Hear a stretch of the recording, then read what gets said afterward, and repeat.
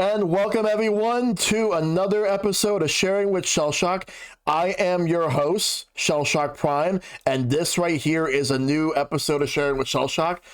Tonight, we are going to be talking about retro game hunting. We got two returning guests and two new guests tonight. So we're going to start off with the two returning guests, starting with you, Homecoming. Well, hello, welcome.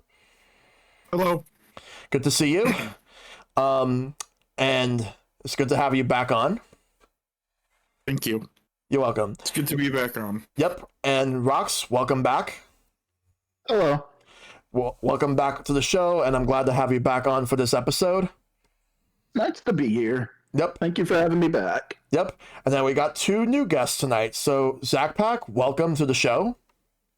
Hello. Thank you for the invite. You're welcome. I'm looking forward to talking to you about some retro game hunting tonight. And Yoshils, welcome. Thank you for having me. Hello, everyone. Yep. It's good to have you on the show, too. Tonight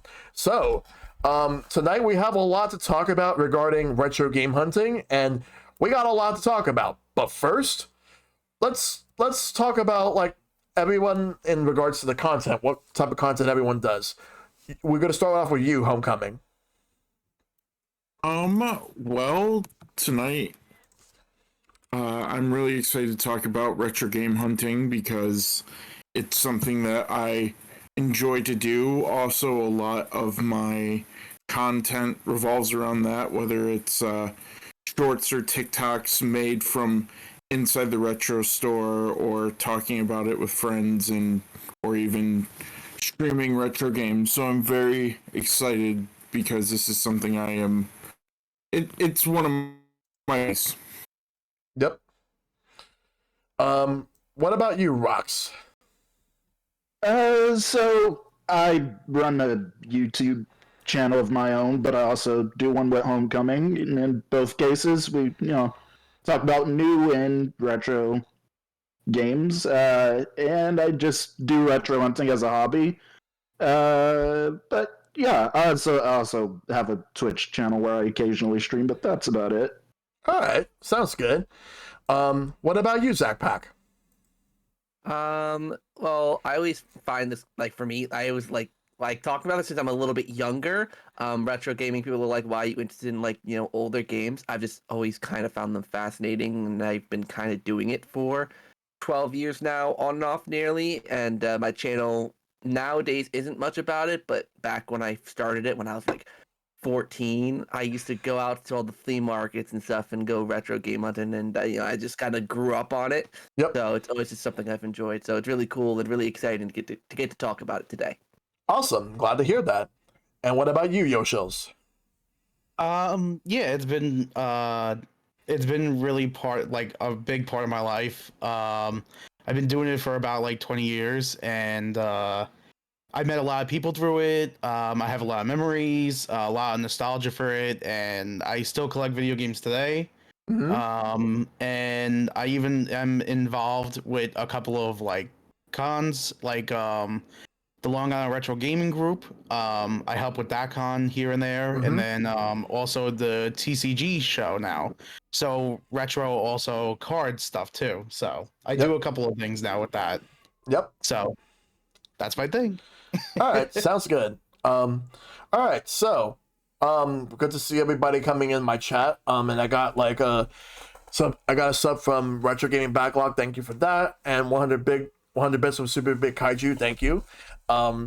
So we got a lot to talk about tonight.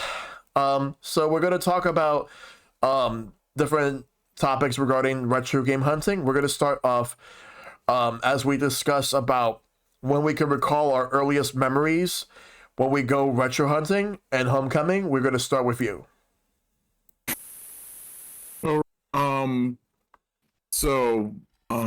it comes to retro game hunting, for me, one of the big things is I have to kind of like laser focus. Like I have to go into the store either looking for a specific game or for a specific system, because if I don't, I'll get lost and I'll look at everything. Sometimes it's fun to just go in and look around and just see what's new, but I try to go in with at least like a small plan. Yeah. And yeah, so like yesterday, I actually decided to pre-game for this episode by going to the retro game store yesterday, and I ended up looking. I'm in a really big DS and 3DS mood, so I ended up picking up Mario and Luigi Dream Team and Pilot Wings Resort yesterday.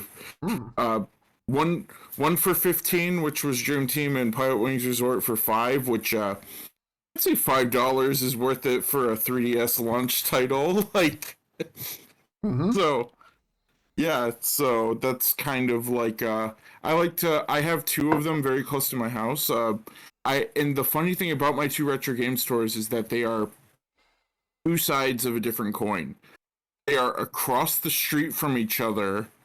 One is by restaurant. Both of them are by restaurants of varying kinds.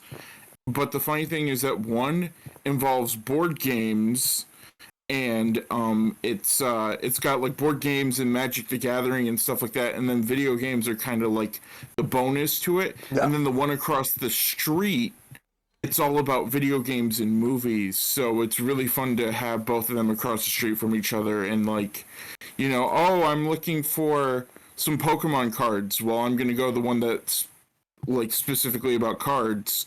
Or I'm going to go across the street and go the one that's like specific for movies, and maybe, I don't know, buy Pacific Rim for $4 because I always wanted to watch it, which is a real experience. Yeah. That I had there. Like, so, yeah. All right. Sounds very good, Homecoming. What about you, Rox? What are some of the earliest memories you can recall when you go retro hunting?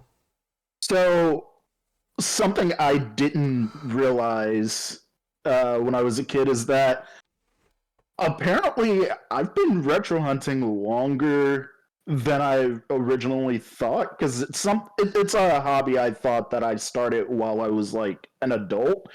Turns out it's actually something I've been doing since maybe my freshman year of high school. Ooh. But so my earliest memories of retro hunting would be me, like, whenever I would go to, like, a pawn shop, because sometimes when I was a kid, and I would go visit my parents, not my parents, my grandparents. Yeah. They had a pawn shop near them, and I would occasionally pop in to see what kind of stuff they had.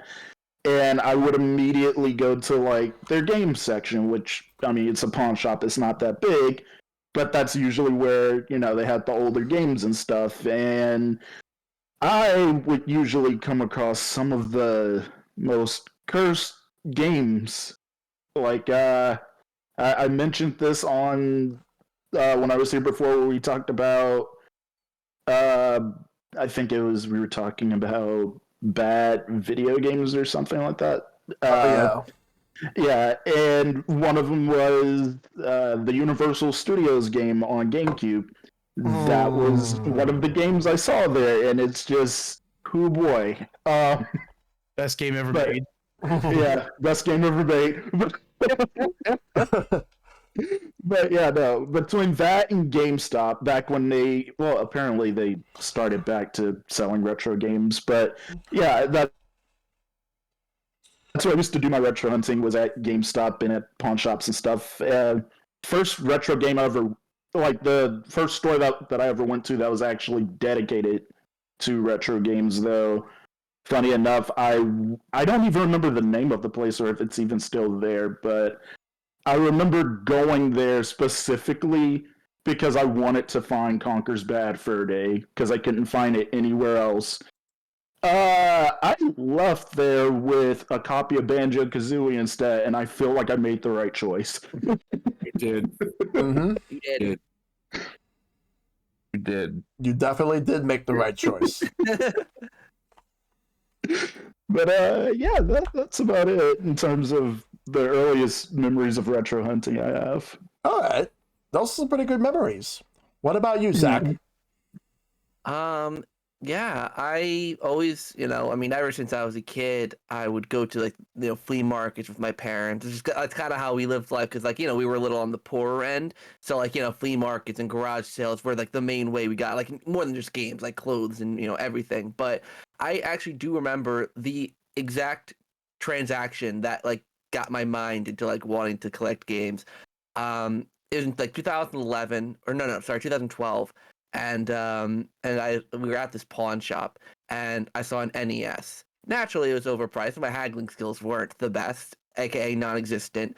But the games that came bundled with, well, like Super Mario Brothers, naturally. But I can't remember the game. It was a game that was like done by AVGN. AVGN had reviewed it, and naturally, Yes. whenever AVGN reviewed a game, I want to say it was either Fester's Quest or Super Pitfall. It was one of those two games on NES. Oh, I know I had both of them at one point. I just don't remember which one. But like I want to say it was Super Pitfall, and I loved the review, but like I wanted to play the game for myself. Yeah. So I got it and I played it at home, and naturally it was a god awful game. But like it like ignited that little bit of a spark of joy. So then I went down the rabbit hole of watching creators. Like I mean, after like even like more than just game chasers. I like dug down the rabbit hole and saw like everyone who was game hunting, and it was just such a fun hobby, looking into it.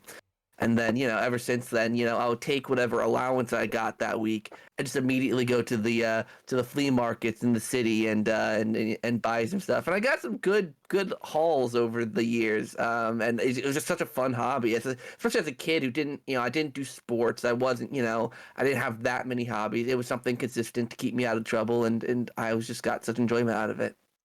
And that's a good way to do it. Mm-hmm. Yep. Though Super Pitfall, Fester's Quest I've heard mixed things about, but Super Pitfall, yeah, that one isn't so good. Yep. So, Yoshils, your turn. All right, so I actually started when I worked at a video game store. I was, a kid and playing video games, so I decided because I was working at a video game store that wasn't really ran very well, I was able to price some of the games that I wanted for certain prices that I wasn't supposed to be, and that's how I built like the start of my collection back in the day. But after that, I was, in all seriousness, going to garage sales and flea markets. I was also going into Manhattan for some of the stores like Video Games New York and 8-Bit and Up, and like a lot of those stores back in the day. 8-Bit and Up was kind of the place where I was going for some of the stuff, and I do have a story for that, but I'll wait until we get to that other part of the question. But I was doing like a lot of stuff like garage sales, flea markets, but back in the day, I don't know about you guys. I don't know how long you guys have been around for this, but about 18 years ago, getting these games, it was easier to get and cheaper because people didn't really know what they had. So a lot of the N64 games I used to get, for example, I was getting them for like dollars each. So I'll give you a perfect example. Your Conker's Bad Fur Day that you bought, I got mine complete in box for about $40. So, it's one of those things that like I got into the game a little bit earlier than most people, not really realizing I was getting into any type of game. And at that time where people used to make fun of me about buying the games, now people are like, well, you got a museum in your room, and I'm like, yes, I do. Yep. But yeah, I'll talk about like the stuff that I have in my collection and how I got into like other things later. But in the short sense, I basically got into it by being around it a lot and making like memories and stuff with friends, and a lot of people being like, "Oh wow, you have this," and I was very happy to have it. And nowadays, I have a lot of the stuff I still like got from back in the day. But I don't know if you want to get into like the whole like trade and stuff like that, because that's one of the things that I feel like a lot of people miss out on, is like the difference between when to buy stuff and then when to trade stuff and then when to hold on to stuff. But I don't know if you want to get into that, but I'm willing to definitely give advice on stuff like that if you guys are willing to learn. Sure. Yeah. All right. But Homecoming, you were gonna say something? I was gonna say that I feel like with talking about these early memories, I feel like it has to be acknowledged that I feel like the retro gaming scene really has changed because there's like, especially in the past, I want to say like 5, 6, 7 years, been a massive rise of retro video game YouTubers who have made like collecting cool. Like if you want to talk about the originals, of course, Metal Jesus Rocks, like I mean that's like his bread and butter, but I was thinking about that and I felt like aside from like the factors of people wanting to like relive their nostalgia, games not being re-released on other consoles, when it comes to earlier memories, I was like what really got me into it, and I want to say YouTube and YouTubers, like watching a YouTuber review Chester Cheetah Too Cool to Fool made me go out and buy it. Do I regret everything? I certainly do. I regret everything. That is a game, all right. It's It exists. It's a game. It exists, and that's it. Cheetos. Had Yeah. too many Cheetos. Yep. It's okay. Speaking as someone who played a couple of the Eminem games, they're no better.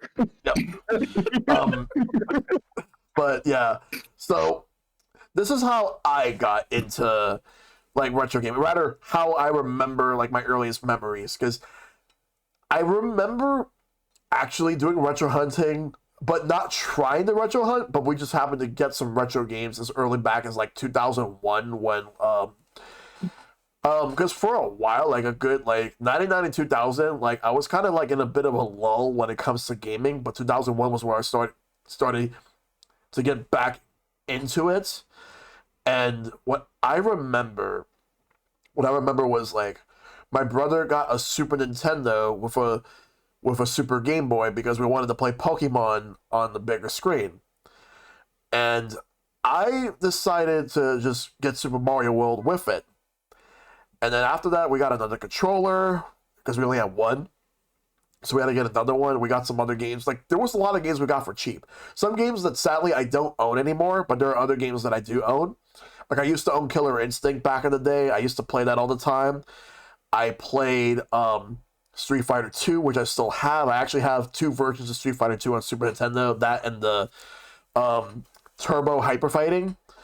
I've had, like, a lot of different games, but there's some other games that I have that I'm glad I still do. I'll get into those games later on, but I remember some of these games were like some Super Nintendo games that normally go for like 40 to 50 bucks or even more were like $5. But you wanna know what's one game that was even in 2001 was 60 bucks for Super Nintendo? Earthbound. No, it's not Earthbound, but it's a game that I still want in my collection that I think is probably the greatest RPG ever. Chrono Trigger. Oh, You know what? That was about to be my guess. Yes. Because Chrono Trigger, even back in 2001, because there wasn't GameStop back then. It was like I was going to Funkoland. I was going to Software Etc., Babbage's, and all that. Well, actually, I've never been to Babbage's, but EB Games. Back when they were Electronics Boutique. I used to go there. Because in Manhattan, there was a Manhattan Mall where they had Electronics Boutique there, right next to a KB Toys, which also had video games. I remember getting some Super Nintendo games at like some local pawn shops, or like Sega Genesis games as well, like local pawn shops. Also going to different local stores that primarily sold electronics that also had video games at the time, and they would have some older games for cheap because they kind of want to get rid of some of them, even games that people say that are some of the best ever. And I remember just going with my mom and my brother. We would get Kirby Superstar. We would get like a lot of different Super Nintendo games. We were getting N64 games as well, which is how I have Mega Man 64. But I'll get to that in a little bit later on. But yeah, 2001 was basically one of my earliest memories, but also like going to later in the years, going to places like Video Games New York, 8-Bit and Up as well. I have a story for that as well, that I cannot wait to get to. Um, and also, I will say, if you're in New York, whether if you live here or if you like are visiting, I'll say this right now. There's one place I do not recommend going to because of how overpriced they are, and it's called J&L. J&L is on 32nd or something. It's like in that area, 32nd, 33rd. Well, they're 32nd now, but they used to be in Chinatown back in the day. But don't go there because of how overpriced they are, and the service sucks.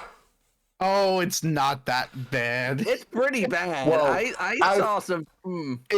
It depends on what you're getting there. Like, if you're looking for something really, really hard to find, because they do have it there. If you're really looking for it, and if you really want to dish out some of the money for it, it is worth it. Me personally, I do not go there sometimes, but like I'll just look in there just to browse. But they do have stuff there that's like legit really hard to find. Yeah, it's a great window shopping place. A great place to like if you want to see the things that you're wanting to buy, but maybe not necessarily like spend $300 on a $150 game. Yep. Exactly. But I will say, of the stores, Video Games New York is easily like my favorite of the bunch in New York City. But yeah, I'll get into more of that in a little bit. But right now, we're gonna get into the meat and potatoes right now. Discussions on our favorite retro game hunting stories that you can recall. And Rox, we're gonna start with you for this one.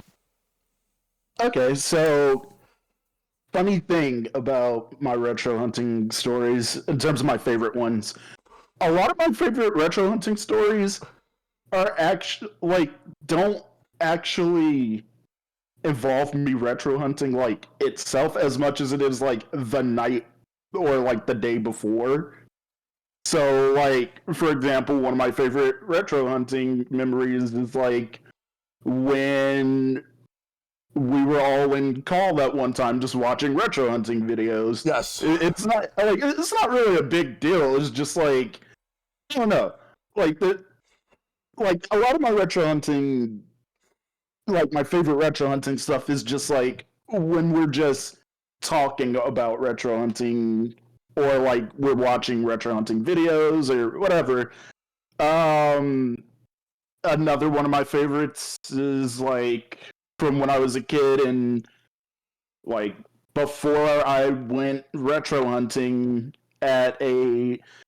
Do you guys remember Hollywood Video and back like when they used to have a game store called Game Crazy? Yes. I've heard of Game I Crazy. vaguely remember that. Yeah. Like I would go there a lot to retro hunt, and like one time before we did that, like my mom took us, like me and one of my friends, to the pool, and we just basically hung out there all day. Yep. Though I guess like in terms of one that actually involves retro hunting, was a funny one that I remember. It was one of the times we went to Game Over Video, which is a retro store that's like near me. This was back when I was like 19, and I saw a game I wanted. It was a bit too pricey. I think it was.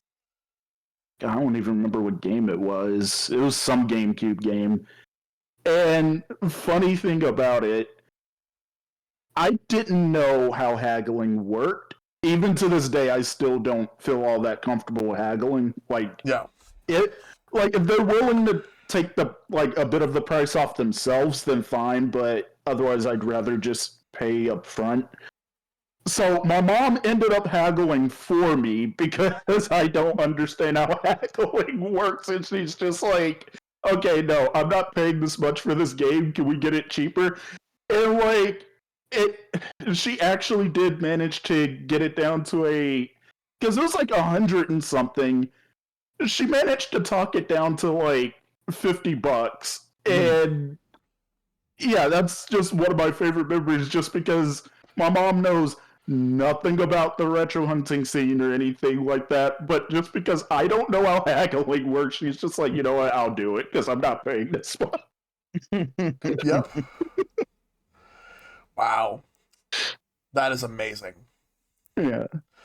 Sadly, I'm not good at haggling myself, but Yeah, yeah. I genuinely don't know how to do it. Or like I guess I get the general idea of haggling is just I don't feel comfortable doing it.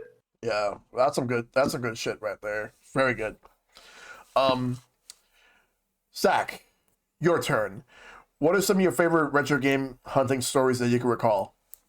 You know, it's funny. The one of there's so many, but one that popped into my head, it actually did have to do with haggling. I think I got away easy with haggling because I was a kid when mostly did a lot of my hunting. So it was like as a kid, you know, like if you have a little less money in your pocket, they're not gonna like yell. I mean, New York City, you never know, but like you know, for the most part, people would work with you. So I remember it wasn't even a haggle. That's the funny thing. I had found. So actually, there was this guy at a flea market in the city. He's not there anymore, unfortunately. But every time I would go there, like every single week, he would have games, like new games in every week. And there was one week where he had, I'm trying to remember, he had Super Mario 64, Mario Party 3. He had what are the other ones? I think Star Fox 64, like yeah, a decent array of N64 titles. He had Smash Brothers Melee. He had like I had so much, and I had worked with this guy before, so naturally he was good with the price with me, and he was originally asking $20, you know, for everything that I had in my hand. Like $20, like that's a pretty solid deal. And then he started talking to me, like we started having a casual conversation, or whatever. And then I said, I was like, look, can I can I give you 15 for all this stuff? And he said, Mm-hmm. didn't I say 15 at first? And when he said that to me, I was like, yes, you did. Here you go. Here's your 15 bucks. And it was just like because I think I was maybe 17 when I got that lot, and I felt like it was like one of the best valued lots I'd ever gotten since I was like getting to the end of high school, getting towards an adult, and like money was a big thing. And by that point I was into trading games with friends and all that heavily. It was because I'd already had most of those games, so I traded those games to get games that I didn't have, and it was just like such a great find, and it was really just a highlight kind of my career. And another one I have to say, you know how here in the city, like when it's garbage day, everyone puts out their garbage on the Yep. sides of the streets, whatever. So one night, my dad asked me, he was like, Zach, I need you to go down to the store and get some milk.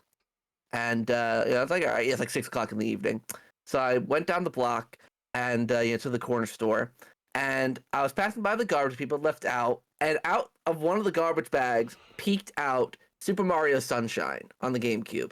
Mm-hmm. I looked down and I said, "There's no way. Like, there's no way." And I'm like, "Am I really about to go digging through garbage on the side of a New York City street? When I see Super Mario Sunshine, I do that. I do that." And sure enough, in that bag, there was Smash Brothers Melee. There was like all these GameCube. It wasn't complete in box, but it was like a pink DS Lite, like with the box and everything. Animal Crossing on the DS, all of that on the side of the road, like in garbage bags. What? And I ran that, I'm like freaking Charlie from Willy Wonka and the Chocolate Factory, like just running all the way home with a golden ticket. And it was just, I cleaned up all the games, everything worked. I still have the Super Mario Sunshine because for some reason I didn't have it, and it's like yeah, that doesn't happen in New York City where the Hawks are just like waiting for like that little bit of feed. Like it was such a big moment. And my dad was like, I sent you out to get milk and you come home with giant bags of like garbage bags with video games in them. Like, really? I'm like, yeah. Whoops. Good job. That's all I gotta say. Good job. Yes, you did the right thing. Thank you. And decisions were made, bold decisions, but they were the right ones in the end. You saved those games from getting destroyed. Yeah. Yes.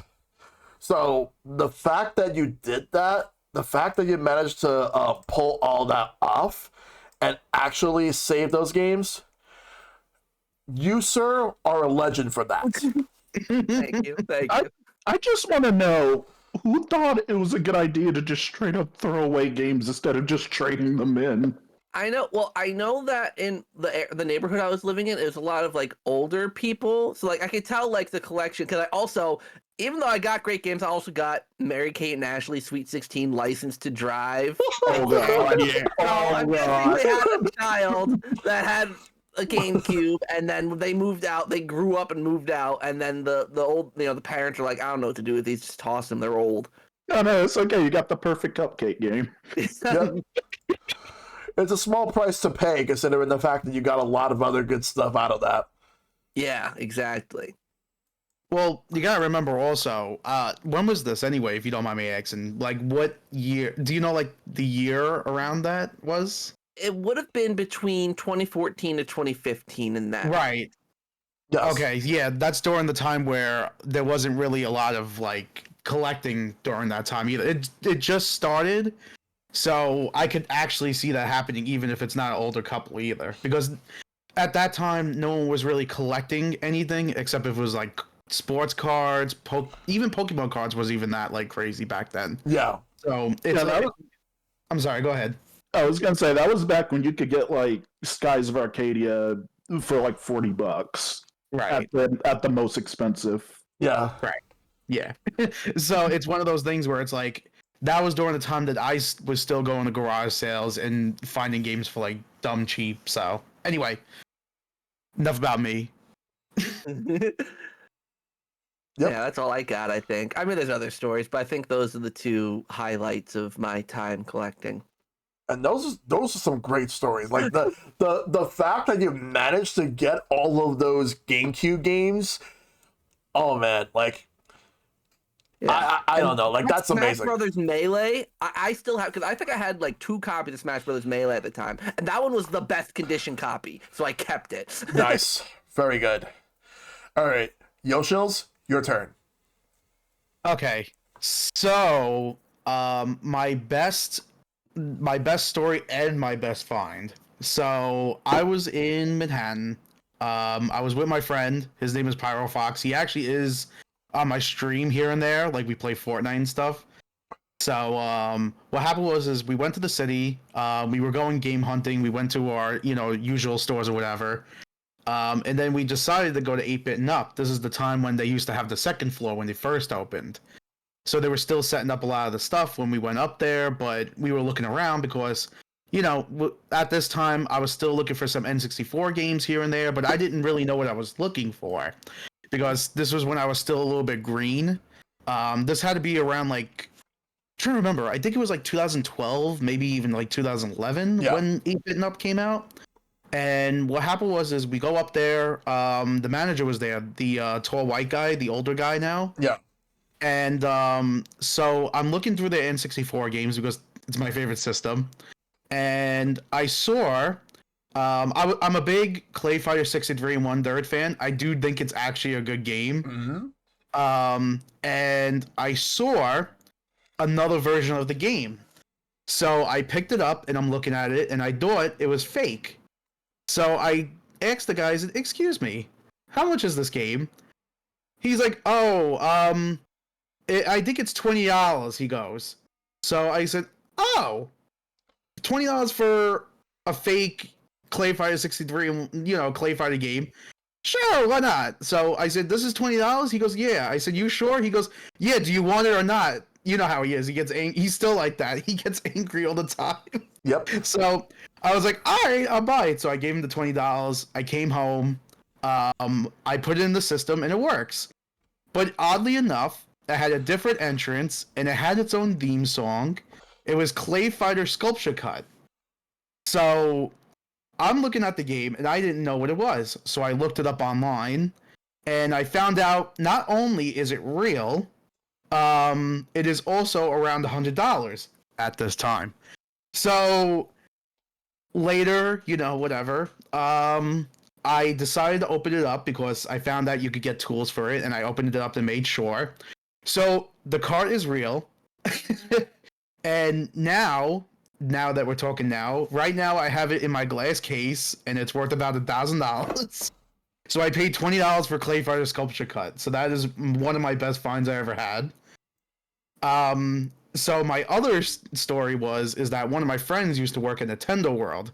This was back after it was called the Pokemon Center. So this is when they started, selling games like GameCube games or whatever. So what happened is the Wii came out, and they were liquidating all their GameCube games in the store. Yeah. So my friend goes, yo, they want to liquidate some of the games. Do you want like a stack of them? I could just pick up whatever. I said, yeah, sure, why not? Like, how much do you want for them? He goes, $50 for them. I was like, all right, no problem. So these were unsealed games. They were going to seal them there in Nintendo World because that's what they used to do with the games. Yeah. And so that's why with some games they may look brand new. They may not look like now, but if you get like a really good case, most likely it came from Nintendo World. And like in that set, I got a bunch of DS games and GameCube games. The reason why this turned out to be one of my best deals is because not only was there a couple of DS and GameCube games in there, there was also Disney Basketball, which is a really expensive game now, and it was back then, and also a copy of Soba to Robo on the DS, which is also a crazy game. No way. And I swear to God, I still have the copy of Soba to Robo. I did end up trading, actually, and this gets even better. Last year at the Long Island Retro Gaming thing, I decided to like break up some of my collection, so that included all 4 of the Disney sports games, which at that time was like 1,300 or 1,400, and there was a guy that wanted all of them, and they happened to have a sealed Soba to Robo and a sealed Tail Concerto, so I decided to trade them those 4 basketball games and a couple other games for those games, and I forgot what else, but there was other Pokemon Silver complete in box. Yeah. So I traded all that for that, and now, funny enough, the deal that I originally had before with the basketball game and the Soba to Robo, now I have from that deal Soba to Robo complete in box with the art and the big box, and a sealed Soba to Robo with the big box and the art. So, oh my God.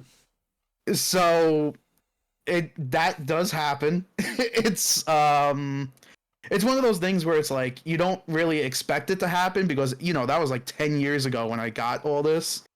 And it's one of those things where it's like I actually still have a lot of those games still that I kept. And then I'm trying to think of another situation. So this was one that I was asking about. So I found that there was a controller for the N64 that was obscenely rare. And what happened is I was asking people around because the Long Island Retro Gaming Group. I know a lot of people. So I was asking around if anybody knew, if anybody had it, this, that, and the other thing. So one day, one of my friends messages me and goes, yo, there's this one of the guys that I know in another group happens to have the controller you're looking for. Do you want me to contact him to contact you? I was like, yes. So it's more of like this was like an online find, but the guy was from Ohio. He had it in the box still. And he said to me, he goes, I will package it at live for you on Facebook if you want to get it, and I'll pay for the insurance. So he sent it to me. I got it. So technically it is a find because I got it online. It is the Millennium 2000 controller, which is the silver controller for the N64 that has the only controller for the N64 that is officially licensed by Nintendo that has all black buttons on it and a black bottom on it. And I don't remember how much it goes for right now, but it's like a 1 to 1,000 controller. And this guy in Ohio actually happened to have it. Wow. So it's just one of those things like you never know, like unless if you're really searching for something, you'll find what you're looking for. and you really need to pick your spots. Like I said, I took 3 years to buy because I could have bought it online, but I didn't want to spend $1,000 on the controller, and I ended up spending 500 on the controller, and the guy paid the insurance anyway. Yeah. So I even paid a little bit less for the controller technically at All that right. time. Wow. Those were some finds. Yes. I mean, I have more, but I don't want to overcrowd a lot of stuff. So That's fair. I mean, That's fair. Just yeah. I want other people to talk, not me. because, like, the fact that you managed to like get all of that, especially like the solo to the Robo copies and also Tail Concerto. Not gonna lie, I kind of envy you a bit because I've been wanting those games for a while, but they're so hard to find. But at the same time, those are some good gets. I'm glad you got them. I'm really Thank you. I'm glad you got them. I mean, if anything, what I would say also is with the tail concertos also, because I think you saw my tail concerto sealed when we were at the con last year. Yes, I did. Right. So I at this point I'm like, honestly, if you're really like, when you look for something, like if you're looking for a grail, whatever like that, whenever you're ready to pick your spot, you really want to go to a place that's overpopulated with stuff. Yeah. So you go to like a convention or anything to actually find it. It is much harder to find something nowadays because, you know, there's a lot of scalpers and this, that, and the other thing. Yeah. But you'll be in a safe place if you go to a con or if you go to a retro game store. They might be upcharging it, but at least you will be actually getting the product that you know is real. Yes. So I'll just leave it at that, though. Okay. That's absolutely fair. Homecoming, your turn. Okay, so for me, I got a few stories. Some involve garage sales, some involve stores. I personally am of the philosophy that I have three categories of games. Games that I will never trade or sell, games that I will think about, and then games that, like, once I beat them, I'm okay, like, getting rid of. Like, Kirby and the Rainbow Curse, I'm okay, because, like, personally, I like helping support, like, local retro game stores. I don't need to own every game under the sun, and, you know, sometimes it's just good to get in-store credit. So, some of my favorite stories actually do involve, like, every time my best friend from the Air Force comes home, him and I go retro game hunting, and You're kind of cutting in a I little bit. usually go hunting for something big to get some of my... what was that? You were kind of cutting in a little bit. So Oh, sorry, that was Discord. Discord acted up. I'm so sorry. it's fine. It's fine. Continue. So, like, some of my favorite memories are taking in games that, like, I don't need anymore, and, like, getting some that I've really been looking forward to and really wanting to try.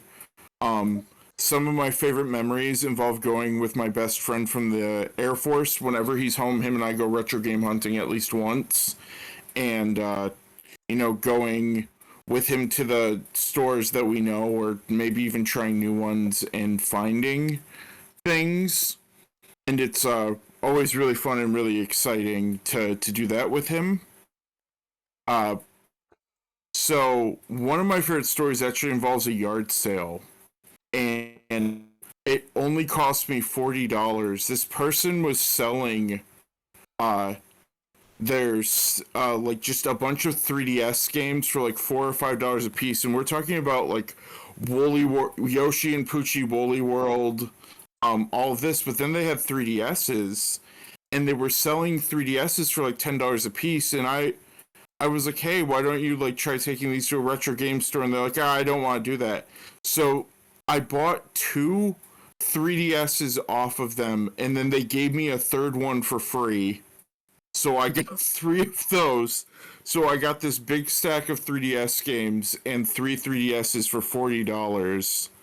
So Oh wow. that was really fun. One time I got Super Punch Out for $10 at a yard sale. Original cartridge. That was really cool. That's back when I was collecting for Super Nintendo. Right now I'm collecting for DS, 3DS, Wii, and PS2, PS1/PS2. But I wanted to like trim down like the amount of things I was collecting for. Oh, also, I guess Game Boy Advance, because I did get something that I will mention later. But one of my other favorite memories, this is back when I wanted to hunt for a Super Nintendo. I made a deal with my mother, because I had no money. And she's like, I will buy this, but you have to let me sell a game or two to recoup the money. I was like, fine, you can do that.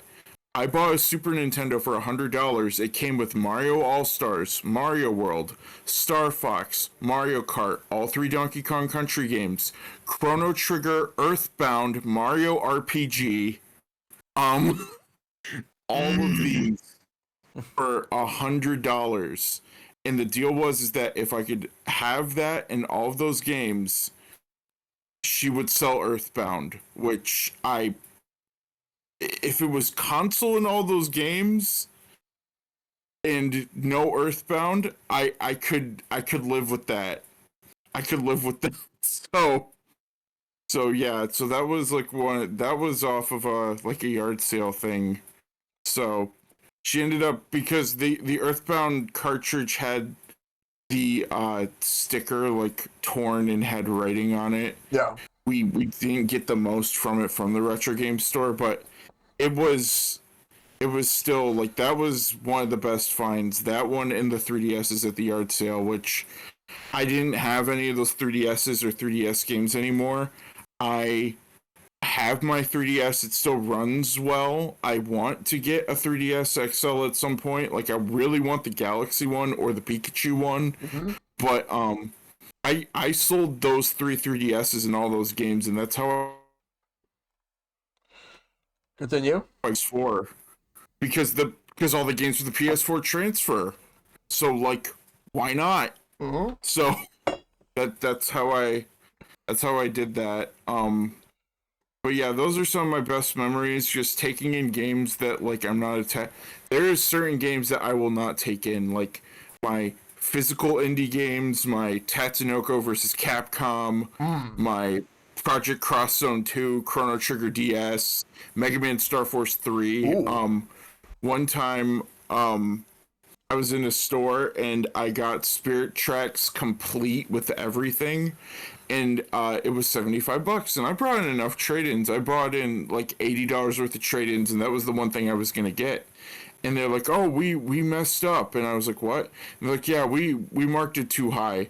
So they gave me Spirit Tracks complete with everything for $35, and now every time I go in there, I see it for $75 or $80. So yeah, there's some super specific games I refuse to get rid of. I have a few very, very special ones, but some of them where it's like I play like a fighting game on PS2 and it doesn't really like click with me, that can go into the trade-in pile. And yeah, because my philosophy, I guess, to like wrap it up, is like, I like retro game hunting so much that I'm okay not owning every single game in the world if it means experience. Like, one of our good friends, Skull Kid Tiger, he trades in games and stuff, and I really like his philosophy about that, because he says, well, say I have this copy of Metroid Prime Trilogy and I played and beat all 3 of them, like, for example, and I traded in. He says that is giving someone else out there who is going to retro hunt a new experience to go and pick that up, and they get to experience it, while he can use the store credit to make new experiences for himself. And I really like that philosophy on it. That's actually a good philosophy. Yeah. Yeah. I never actually But thought of it those are like some of that. my favorite stories, especially that Super Nintendo one. That's a really good find right there. I have to give you props for that one, Homecoming. So, now it's my turn. So, my one of my favorite retro game hunting stories that I could really think of is I remember this was around the time of like I want to say it was like during the Wii U era, where like, since Nintendo's Wii U was not doing that great, I was also doing some retro hunting around this time too, but not as much until as I was later on. But I did get a couple of games for the Wii. I remember there was like a there was a con in 2016 that I went to called Eternal Con in Long Island, which used to be in the same venue that Long Island Retro was. Like they since moved to a different venue, but they had some people who were selling video games there. I bought Resident Evil 4 Wii Sports Resort. There was another game. I forgot what it was. Oh, no, House of the Dead Overkill. I got those 3 games for about $15. Because it was buy 2, get 1 free. And back then, the Wii was not as sought out for in regards to retro hunting as it is now. Because back then, like, there were a lot of Wii games that people were trying to get. Like, I got, like, most of the good ones already by that point, but there was still quite a couple more that I wanted in my collection. And I didn't have those games at the time. Now I do. And with Wii Sports Resort, it was just a game without the Wii Remote Plus or the Wii Motion Plus and all that stuff. It was just the game itself with the disc and everything. And I checked with manuals and stuff, all good. Just because I know like I was a good find, but in regards to some memories, it's not exactly retro hunting, but I went to a retro hunting store called 8-Bit and Up, and I actually got a story that took place sometime in March of 2012. So I was with my friends, because back when my group, which is Switch and Play NYC, back when we used to be a 3DS group called Street Pass NYC, we actually had an event because we were celebrating 1 year of the 3DS's release. We were playing 3DS games, collecting Street Pass tags. And then after we got food, we wanted to check around the area because we were around like St. Mark's at this time. Mm-hmm. And we decided to go to 8-Bit and Up. And we were just checking around there casually, just seeing exactly just how everything was there, because I've been there a couple of times before. And there was always this one guy that rubbed me the wrong way. But that guy was there, and he was so arrogant, and he thinks he could win arguments, but here's how it all began. Because we were just having a conversation about DLC at the time, and also back then was around the time where modern games were having online passes, which were used to combat used games. And at that time, we were talking about that as well as how DLC was. And keep in mind, DLC back then was different compared to how it is now. So, he overheard the conversation and he wanted to chime in. I asked him, what do you thought about DLC now? He was like, oh, it's great. Because we were all not happy with it. But he was like, oh, it's great. And I'm like, okay, explain. And he was like, Street Fighter 2. Street Fighter 2 Champion Edition. Street Fighter 2 Turbo Hyper Fighting. Super Street Fighter 2, the new challengers, Super Street Fighter 2 Turbo. And the reason he brought those games up is because Capcom sold all those games individually for full price back in the day, because they kept releasing multiple versions of Street Fighter 2, which had different updates each time, because they add different things. Like Champion Edition added the ability to have same character versus same character, and you play as the bosses. Hyper Fighting added like super speeds and some extra moves. Super Street Fighter 2 New Challengers added more characters, and Super Street Fighter 2 Turbo added Akuma, as well as one of the best balanced versions of the game, as well as being able to balance the speed. But they sold them individually for like full price. So his logic was, I mean, I understand the logic about how like adding DLC adding to the game. However, here's the problem. The problem that we had for DLC, because this was around the time that Street Fighter Cross Tekken came out, and that game had controversy because of the fact that half of the game's roster was on disc, but you had to buy them as DLC, even though they were already on the disc. Like you couldn't just unlock them. And then he was basically talking about how like locking characters on disc and you have to buy them was a really good move instead of unlocking. He was talking about how like unlocking was a waste of time wasting and all that stuff. And then I didn't really have a problem with his argument, but you wonder what I had a problem with? He kept saying, like, he kept thinking that he wins an argument by saying, so suck my dick. He legit says that as a way to think that he wins his arguments. He says that. I know who you're talking about too, which is funny. Hold on, I'm trying because I do okay. So I have a story with them as well because I'm thinking back now to 8-bit and up. So like I remember the older guy, but it wasn't him. Was it no. like was he like a slightly not like young, but like younger? Did he have like black hair or something? Was it like it's He did. Because I think because I remember so I got a quick story. I'm gonna share this really quickly and then you get back because I know I'm gonna forget it later. So I remember I kind of felt like this is like one of those am I the asshole kind of situations. Yes. And I was talking and something I needed because my NES. Well, it didn't break, but it needed a new pin connector. Needed a new 72 pin connector. So I was like, I don't know where to get one. I don't know what because I'm 15 years old. I can't open up an NES and switch out, you know. So I'm like, I need some help. So I went into 8-bit and up, and I asked them. I was like, hey, do you guys swap out pin connectors? And they said, no, sorry, we don't.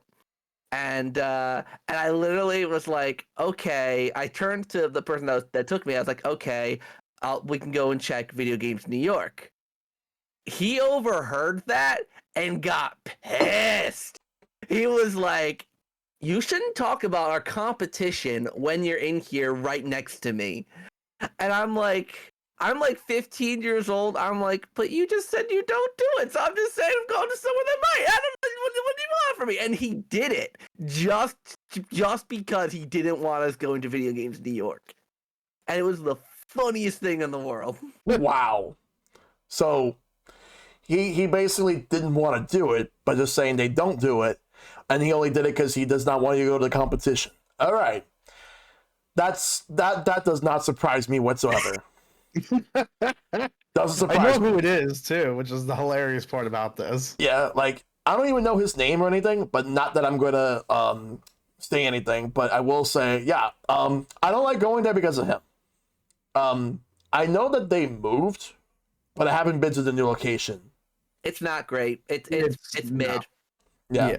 Mid is not a word for that. I think it's more of like it looks like a dump in there. Unfortunately, Like, I wouldn't. I mean, the location that I remember going to did like look pretty messy to me. But yeah, Video Games New York, I never get that vibe. It's always cool, very kind, very good people there. I do recommend going there. Like for anyone that's coming to New York to visit, you want a good retro shop. That's the one I know I could easily recommend. But I do have some other I do have a find that I want to bring up before I go to the next thing. And a couple of finds I want to bring up was every time I would go to Long Island Retro, like I remember the first time I went back in 2017, I got Final Fantasy Crystal Chronicles for the GameCube for $10. And I would get a couple of good deals. I got Final Fantasy VII for $10 in 2018, and it's the original version, not the greatest hits, but the original version with the manual and all 4 of the discs. I'm sorry, all 3 of the discs, because that one has a 3-disc. I got that one. I got what else did I get? Like I got Mega Man X for about like 20 bucks, and normally goes for about like 35 to 40 bucks for Super Nintendo. There's no way I'm gonna get X2 or X3. Those are expensive. I got a lot of good finds, but one of my favorite finds that I actually got, because I got Soul Calibur 2 last year for 40 bucks, except I didn't spend 40 bucks. I actually had credit because Long Island Retro did an event in 2022 called Festival of Games, which I went to. Mm-hmm. And I participated in a Puyo Puyo Tetris tournament, and I won it, so I got $20 in credit. Then 2023 for Long Island Retro, I participated in a trivia contest with my buddy Silverstone Condor, and we both won, I believe, $25 worth of credits to use in any of the booths in Long Island Retro. So I used that to get Soul Calibur 2, because my original plan was to get Super Metroid, but I did not want to get a Japanese copy. I wanted the North American copy, and I couldn't find one anywhere. So I was like, you know what? Soul Calibur 2 is my second choice, so I'm going to go for that one. And I did. No regrets. I'm glad I got it. So those are some really good finds that I have. It's some other finds I'm trying to remember, but I will say this though, that when you find a retro game for a very cheap price, it just feels so rewarding knowing how expensive they are. Which I know for a fact that what I got, like in regards to like the stuff that I mentioned, you guys pretty much had me beat. I'm gonna say that right now. All four of you had me beat. But because you guys got some really good stuff. You don't define what you have by price. You define it by how much it's worth to you. That's it. Yes, that's also true. Yeah. And that's why Mary Kate and Ashley's Sweet 16 License to Drive is the greatest retro find of all time. Oh my god. I always thought it was funny because, like, at the time and even still, like, GameCube is like the console I collect most for. Yeah. So it's like, all right, I got that one out of the way through the garbage. All right, that one's in the collection now. Yep. Perfect. Okay. So, for the next thing is we ask ourselves, what's the most expensive games we got during our retro hunts? And Don't start with me. well, I'll go with ZakPak real quick, and then you're after. No, okay. All right. This works out because I actually was kind of biting myself that I didn't share this in the previous segment, but it works out because now I can share it here. So I got two different stories. One that's more like a find, like going out hunting, and then one that was a find digging through some old stuff in some closets here, which was actually very recently. So this would have been about 10 years ago, maybe a little bit, yeah, probably about 10 years ago. My mom, so this wasn't even in New York City. This was upstate where my mom is. And she was like, Zach, there's this old woman at this flea market that we go to, and she sells video games. Like, that's kind of her thing. So I was like, okay, it's a reseller. You know, it was a reseller. Because, like, that's when resellers really started to kind of, not take over, but, like, you know, they started to become a little more prevalent, like 2014, 15, whatever. Like, they started showing up. But, yeah, I was like, whatever, I'll go and look. And it did look like a reseller booth. Like, bunch of games, all sorted by system, yada, yada, yada. But all games were the same price. But each console was different, but, like, every game for a certain console was a certain price. Yeah. So, naturally, I gravitated towards the GameCube games. $5 each. I'm like, I can work with this. No Marios, no big ones. I'm guessing those ones were picked through. But the three that I did find for $5 each, for $15 total, I didn't even bother haggling. I did not want to. At the time, this game was pretty valuable. This game came down quite a bit, I think, recently, but Tales of Symphonia, at the time, was a pretty valuable game. Now, not as much anymore, but at the time, big find. Pokemon XD Gale of Darkness. That was a pretty big one. Yep. And still, my most valuable GameCube game I owned, complete in box, in beautiful shape, Fire Emblem Path of Radiance for $5.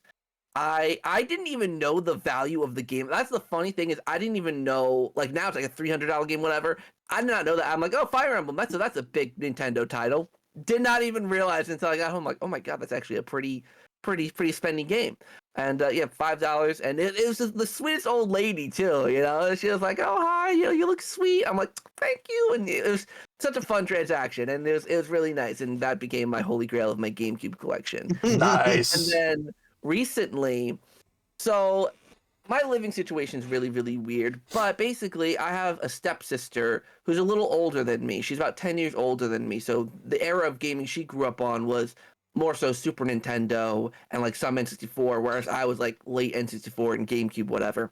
So I was digging around some closets, whatever, because I need to store some stuff, and I had found some of her old video games. And I was like, "Oh, this is cool. Some of her, her stuff. Maybe I'll ask her if I can buy them off her, or if she'll give them to me, whatever." And sure enough, she was like, "Yeah, I'll give them to you." Complete in box Super Nintendo and N64 games. Like that's where most of that came from. Ooh. The Holy Grail in there, almost complete in box. I think the only thing missing is a map. I'm assuming. Complete in box, Chrono Trigger. Nice. Whoa.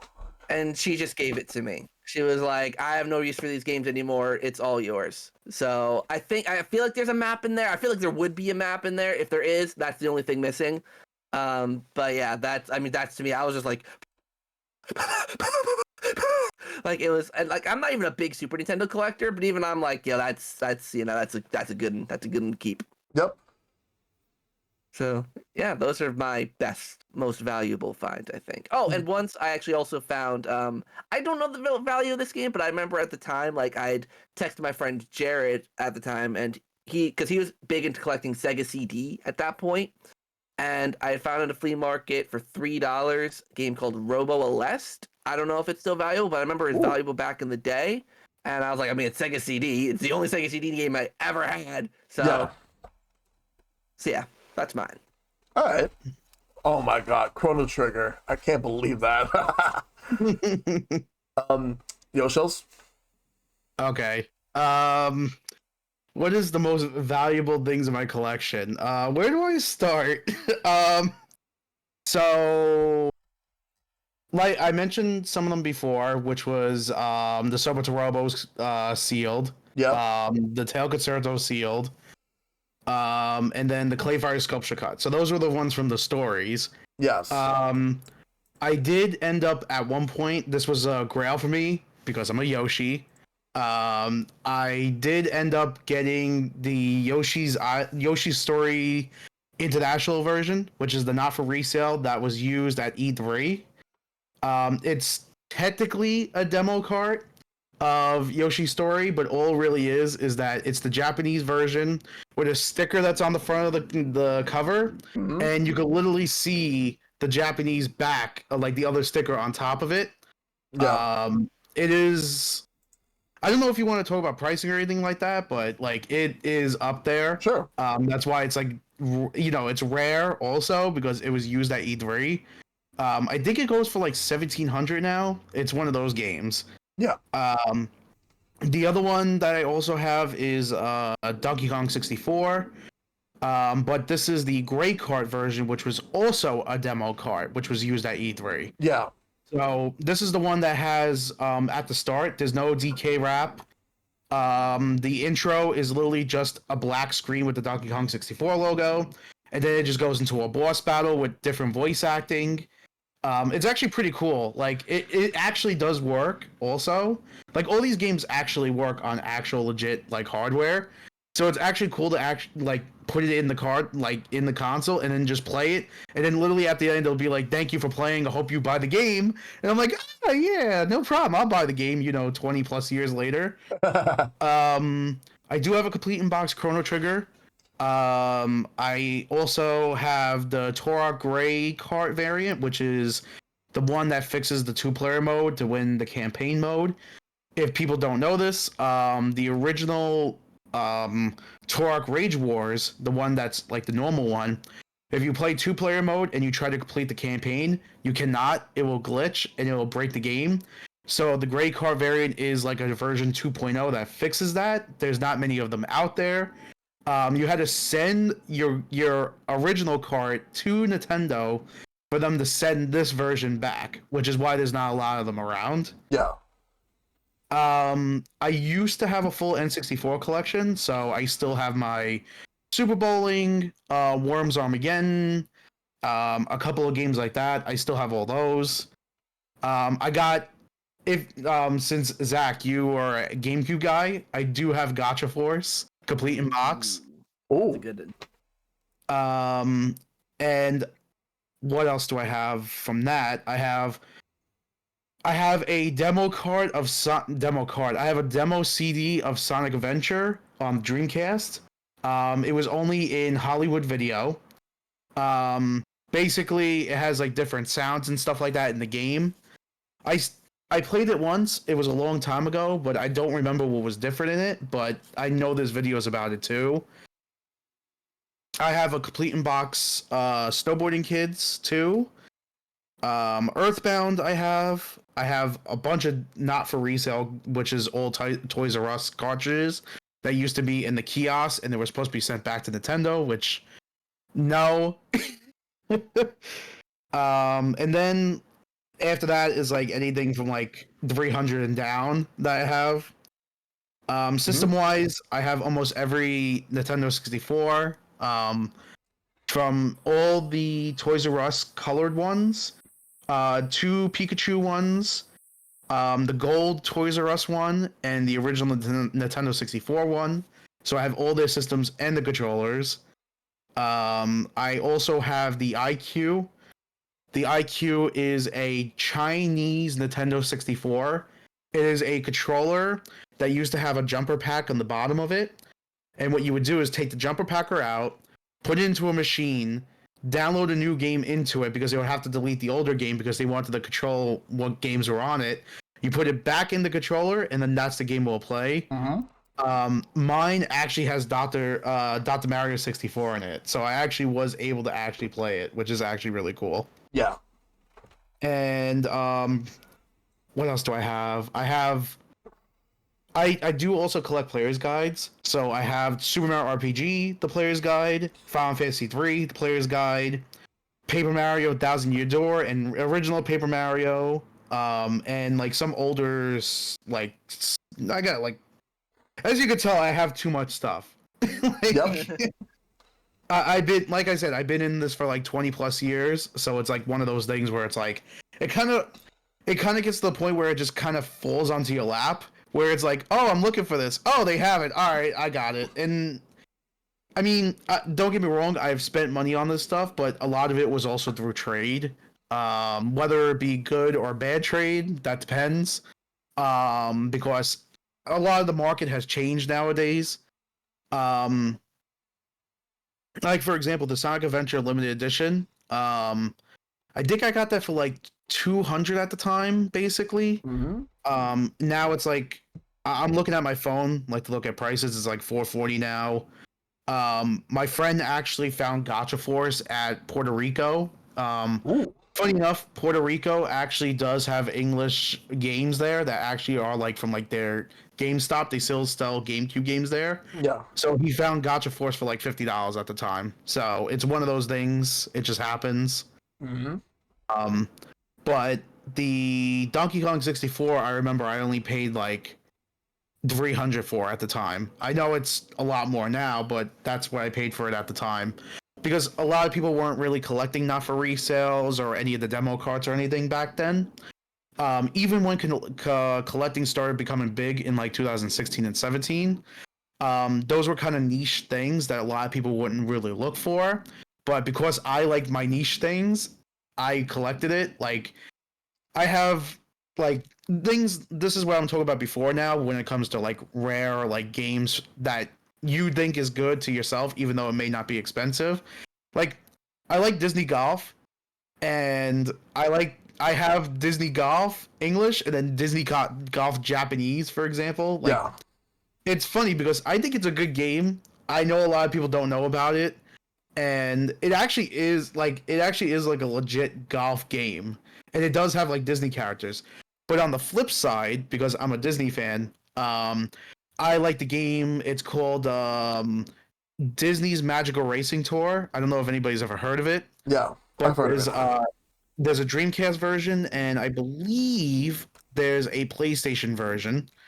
Yes, and those games, it's so weird, but that game in particular, the Magical Racing Tour, does not have Mickey Mouse, Donald Duck, Goofy, Daisy Duck, or Pluto in it. For some reason, it has Jiminy Cricket in it, and it also has Gizmo Duck from DuckTales in it, though. Oh, Playable wow. for some reason. Oh. It's very strange. You wouldn't. Why would they not use the people that are like known for Disney in their game? But hey, Disney. yeah, exactly. It's so strange. Like even like some games, like I guess you would call this rare. Like I like a lot of cartoon games, so I have like Doc Dodgers for the N64. I have it complete in box, but the thing is though is I also have it with the warranty card. Now, this is another thing a lot of people don't realize. When you have a warranty card, this is just an education thing now. If you happen to have a warranty card for a game, especially during the N64 and Super Nintendo days, those are very hard to come by. Like, the Doc Dodgers game, let's just say it goes for, I'm just going to throw a number out because I don't know the number off the top of my head. Let's just say the complete in box game goes for like 300, right? If you happen to have that warranty card, and especially in great condition without any writing on it, that's like an extra $100 for no reason for a piece of paper. But this is the difference between people that say complete in box, which is box, manual, and game, and then complete in box being like box, manual, game, controller setup, warranty sticker. Like people have different like views on things, and that's what makes collecting very interesting in a way, because people have their own like idea of like what they should collect and what they want, because then people are like, oh, I want to have a collection, oh, I'm going to collect all the N64 games, or oh, I want a collection, I'm going to get all the games I want, or I'm going to collect the games, I'm going to collect everything. Yes. So it's just one of those things where the amount of like stuff that you actually do with games and the rarity, quote unquote rarity, of games is really based on just what you think is rare. Because whether or not the market on like eBay, some people use Amazon for some reason, but eBay, video game price charting, whatever it may be you may use, even though a price may go up on something, it may not be worth it in your heart to get it. Like, am I going to get Snow Brothers? No. I don't care about Snow Brothers. I don't care. But for other people, they will spend the $800,000 for Snow Brothers. Yeah. So, like, for example, like Zach, you were talking about Fire Emblem Path of Radiance. That is a game I actually do want to try. I have owned it for many years, and I still haven't played it yet. But I do own it also. I mean, I'm not a Fire Emblem guy, but I tried it and I was like, oh, this is fun. I stopped playing it, but just not my kind of game. But it is fun if you like that kind of game. Yeah. Yeah. All right, but yeah, that's basically the stuff I have. I'm sorry I went through a whole thing, but No worries. Well, Homecoming, it's your turn. So first off, that Disney golf game or Disney Magical Cart, that's going on to my wish list now because we all know that Gizmo Duck is the superior duck character, but but of my collection, my biggest ones are Project Cross Zone 2. great game. A lot of mine are in handheld because I've actually always loved handheld gaming over console gaming. Because as a kid with ADHD, for me, no better way to use my naturally split attention than watching cartoons and playing a handheld at the same time. Yes. Yeah. Yeah, you two get it. I that's basically my life in the late 2000s, early 2010s. Yeah. And also, I guess my little cherry on top of that, handheld gaming is a great way to pass the time if the show you're watching is great, and then the show after it is one you don't care about, and you have a half hour before another show that you care about comes on. So that's a great way to pass the time. But my biggest finds are Project Cross Zone 2, complete in box, Monster Tale, which some of these aren't just like. Some of these, because there are some physical collectors who will swear by, you gotta get it in person. There are some who are like, oh, if you get it off of eBay, that's cheating. But like, there are some people. So some of these are a little bit rare also in the fact that they do not spawn a lot. They have low spawn rates. So Monster Tail, Chrono Trigger DS, Dragon Quest Heroes Rocket Slime, Tatsunoko versus Capcom. Great game. Yeah, that one I love. Another big one that I have is one that I picked up recently from a kind of like a thrift store, not even from a video game store, and it's Gundam 2 Encounters in Space, which apparently that one is really hard to find physically, so I'm kind of excited that I just randomly found that one. But yeah, those are like the big ones for me, are mostly like a lot of handheld ones. There are some on my radar that I want to get. I used to have Rhythm Thief, and I kind of want to get Rhythm Thief complete someday. Mm-hmm. I do have Rhythm Thief digitally because it was on the eShop for $20, and I was like, well, $20 is better than $300. So like, so I do have. There are some rare games that I have like in my collection that are like digital. Like my 3DS has Dragon Quest VIII on it. That one's really hard. And like, so a lot of mine are, in terms of like rare, hard to find games, are they're mostly that for the DS and 3DS. Monster Tail, Chrono Trigger, Mega Man Star Force 3, and Project Cross Zone 2 are probably my three really big ones, because especially with the eShop going down, Project Cross Zone 2 is one that I want to just say I have a feeling that because that game has no chance of being ported with the amount of crossover material it has, the first and second one are probably going to become gems in the future. There's like a lot of rumblings of like extra epic yarn and the Bowser's Inside Story remakes being rare because they just didn't sell well. So it's also fun to have games that. And then there's my biggest prize, bigger than all of those. And the craziest thing is that the Retro Game Store gave me this game for free. The price tag said priceless, and I had been there enough times that they gave me this game for free. And that would be Cory in the House for the Nintendo DS. Yes! Someone knows! Oh my gosh. Oh, yes. The anticipation and build up to that. That game is infamous in the retro gaming of Long Island. It's amazing. The only thing I know about that game at this point is that its boss battle theme is a meme for some reason. Alright, I gotta ask, because this does make a difference. Do you have it complete in box, or do you have it sealed? Oh, for Cory in the House, it was cartridge only, but they had it for multiple years. With it just saying the word trust me, if I can get a sealed in-box copy of Cory in the House DS, I'm gonna go for it. Oh my god. The dreams are real. The dreams are real. That's the one. I mean, what other game has Hail to the Chief played 4 different times in 4 different styles? Oh, the hip hop remix of it. Yep. I will want to just jump in for a second though. You mentioned Project X Zone. If I don't know if you're like, like super into the game though. I know you have it, but if you do like the game and you want to try an older version of the game, there is a PS2 Japanese game called Namco X Capcom, which is actually what it's based off of.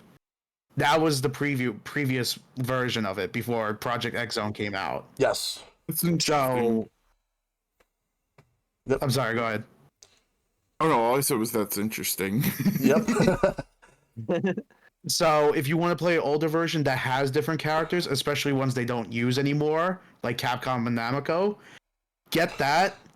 It's amazing. It's so good. Yeah. But yes. Anyway. Oh my god, that was so peak right there, like the Cory of the House. Do you have anything else you want to bring up, Homecoming?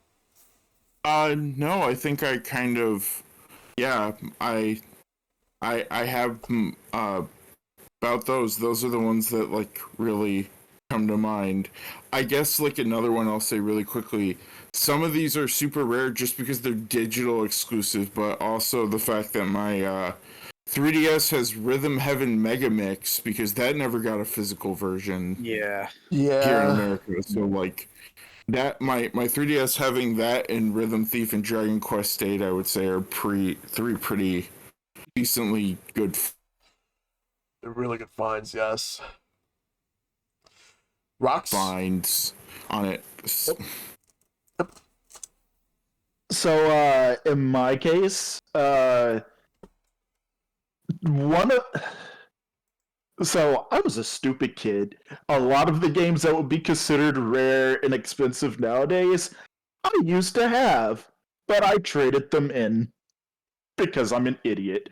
But, like when I was a kid, I used to have Futurama the video game, which is now considered a pretty rare find. Um, but in terms of what's in my collection right now, so the two most expensive games I have, one of them is Animaniacs: The Great Edgar Hunt on GameCube, Yes. which I personally love it. It's a 3D collectathon. It's just it takes some cues from DK64. If you know, you know. And then the other game that I have is one that someone mentioned earlier, Solitarobo. Yeah. I got that game off of eBay earlier this month, actually. Basically, I was playing a ROM of it, and like, you guys ever have that feeling where like you're playing a game like through an emulator, but like for whatever reason you just get that itch, like your heart just yearns to physically own this game. Yes. Like that was me with Soul Torobo, and it's like I know I could just continue playing it on my 3DS in the Yarhar Fiddly D way, but I really actually want to own this one.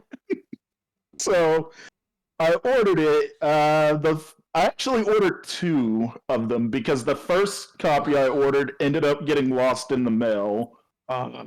So I had to order it a second time. This one came, it was cartridge only, but I mean, I just ordered one of those replacement boxes. So I'm gonna work on trying to find a manual for it, and then I guess at that point the last thing I'm gonna buy is just the game soundtrack since it's like $40. Yep.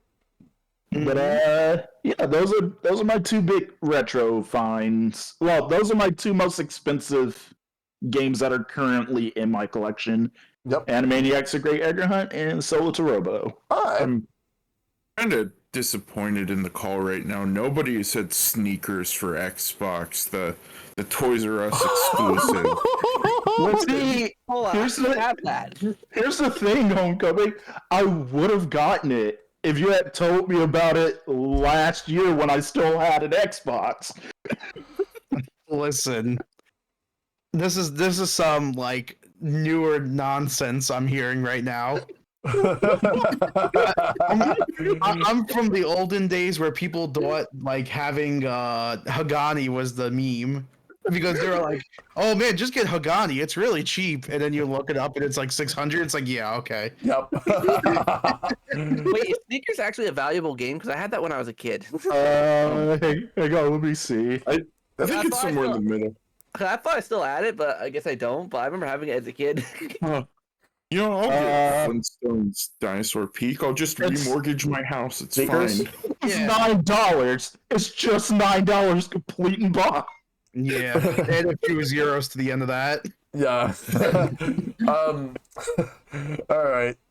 So, the most expensive games that I got during my retro hunts, I got a couple. So, I'm gonna take a look at a price charting while talking about them. The first game that I want to bring up is Mega Man 64, and which is basically Mega Man Legends 1, but on the N64. I actually got it for about like close to $30 back in 2001, because at the time it was still a pretty new game that came out, because it came out in 2001. And so it was still fresh, but I just had the cartridge only. However, it had Blockbuster stickers. So somebody got it from Blockbuster and sold it to the comic book shop that no longer exists now. But yeah. So I bought it, and I am glad that I did. Because yes, it's a great game. But if you look at how much it is right now, complete in box is 190, but if you get it sealed, it's $347.39. Ooh. See, that's why I'm glad that because I got a Mega Man 64 sometime, I want to say early last year. Yeah. The thing is, though, the reason I got it for so cheap, because I got it for like $35. It was a repro cart, which at first I kind of felt bad about, but apparently it's fine. So, Yep. So another game that I want to bring up, I do want to bring up Final Fantasy Crystal Chronicles again. The GameCube one. I want to see how much it goes for, because I bought it for $10. So a loose copy costs $9.01, but you don't want to get a GameCube disc loose. No. Oh, 47. That's not that bad. Okay. I thought that was more expensive than that. Let me see. So I have Earthbound. Earthbound is one of my favorite games of all time. I wouldn't be where I'm at today if it wasn't for that game. But Earthbound, so I don't remember how. The thing is, I didn't get it. My mom got it for me. I don't remember how much it was. I think it was somewhere in the 30s. This was back in 2001. Right now, a loose copy costs $367.26, according to price charting. But if you get a complete in box, not sealed, $1,709.52. that unfortunately sounds about right. Because That sounds about right. I know someone who has that too. Dang it! Wow. the thing is, there's no manual. Instead, you get a strategy guide from Nintendo Power. Right. So you get a player's guide, which you can buy separately, but they had it in the big box. So it's one of the few Super Nintendo games that they have like a giant box for, because the other one is Mario Paint, because that came with the mouse and it came with the board for the mouse. Yes. If you want to know how much a new copy costs for Earthbound sealed, $5,470.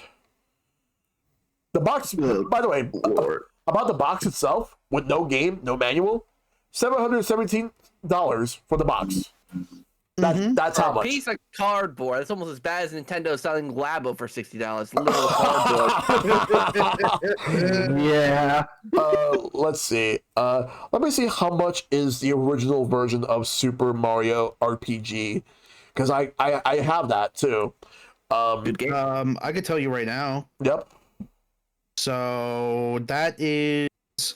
So my version's complete in box. That is $261 complete in box. Yep. If you want a loose copy, it's $73. Yes. So let's just say, see, the thing is though, it's one of those things where it's like they made the remake, but people want to have the Super Nintendo version because it's such a different game between the other one. Yeah. So it's so funny because people thought it was going to go down in price. So people started like emergency selling. And then all of a sudden, it shot up in price, and now everybody that sold it is buying it back again. Yep. And because they're buying it back again, it's getting to be more money than it was before. Yep. So it's so stupid. Man, I love retro hunting, but it is a mess of a hobby. in 2002, like in early 2002, I got Super Mario RPG for about $25. Yeah. Cartridge only, but good times with it. Had some good memories with that game. And I do have the remake. I did stream that a couple of months ago, and I beat that, and I loved it. I love the remake. So, in terms of everything else, like in terms of other expensive games that I could think of, I could safely say that I'm glad to have some of the RPGs that I do. I'm kind of curious as to how much this one game. I'm gonna bring one more game up. It's for PS2, and it's to me one of the greatest fighting games of all time. And that game, Tough Sham Fight for New York. unfortunately, I don't have that one. Damn, I was gonna say I have it. Let's see. But yes, go ahead. All right, let's see. The US copy. Oh, okay. Here it is. All right. The US copy of Marvel vs. Capcom 2. So the Very good reason game. the reason why I'm bringing it up is because of the fact that for PS2 and for Xbox, they had a limited run because it was around the time that Capcom was losing the Marvel license. So they just wanted to get it out there, and they released it. But it was hard to find for PS2. I actually got it in 2002 for Christmas that year. Still have it. So if you want a loose copy of Marvel vs. Capcom 2, it's $124.99. So $125, and it's one of the last PS2 games to have the blue bottom of the disc. Yes. Complete in box, $171.42. But if you want a sealed copy of Marvel vs. Capcom 2 for PS2, $854.04. Like, So I have Marvel vs. Capcom 2 on the PS2 and the Dreamcast, Yes. complete in box.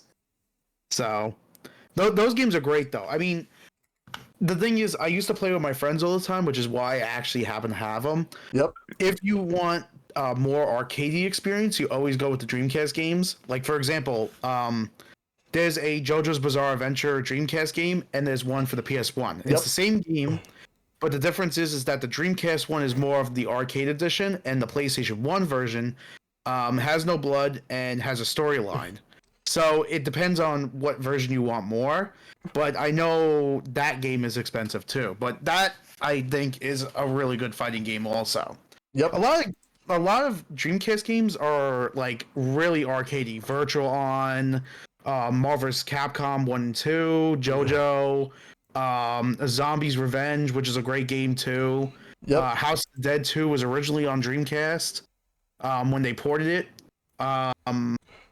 I'm just trying to dig up my Sonic Adventure is technically an arcadey game. Sonic Adventure 2 is also. yeah, Ken Spike, which is also really expensive right now. oh yeah, that game. Giga Wing 2 is another one. Yep, So like there's a lot of Dreamcast games that are really good.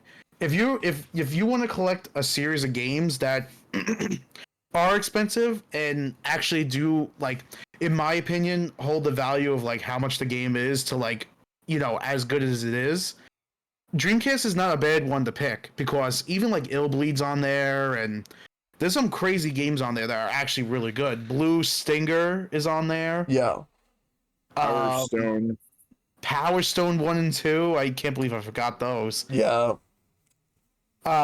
Even like something like oh god, what's that game called? It's an arcadey game that you can play like at 3 players, but you're on a ship and it's a beat 'em up. Oh my goodness, I'm trying to remember the game. I'm trying to remember too. I know what you're talking about too. Hold on. Let me look it up. I want to see if it's what I'm thinking it is. And the biggest. I got it. Dynamite Cop. Oh, Dynamite Cop. Okay. Oh, Oh my god. That game is great. Dino Crisis is amazing on the Dreamcast. So it's just like I'm more of like an N64 and Dreamcast guy, because that's what I grew up with. That's like what everything came up with. Yep. But I see it's one of those things where it's like I'm going way off topic right now, but I could see why a lot of people like GameCube, because GameCube has a really like quality games. You got Super Mario Sunshine, you got Pokemon Coliseum, and Pokemon Coliseum and Gale of Darkness. You got Fire Emblem Path of Radiance. You got Super Smash Bros. Melee. Yep. You got F-Zero GX. You have Star Fox Assault. I'm not mentioning Star Fox Adventures. You also got Kirby Air Ride. What else? What else? You got Metroid Prime, you got Luigi's Mansion, you got Yeah. Symphonia, you got I mean Resident Evil 4 The- originally was like there's just so many. There's too so many. Yeah. And then you, It's One of my favorite skateboarding games, Go Go Hypergrind.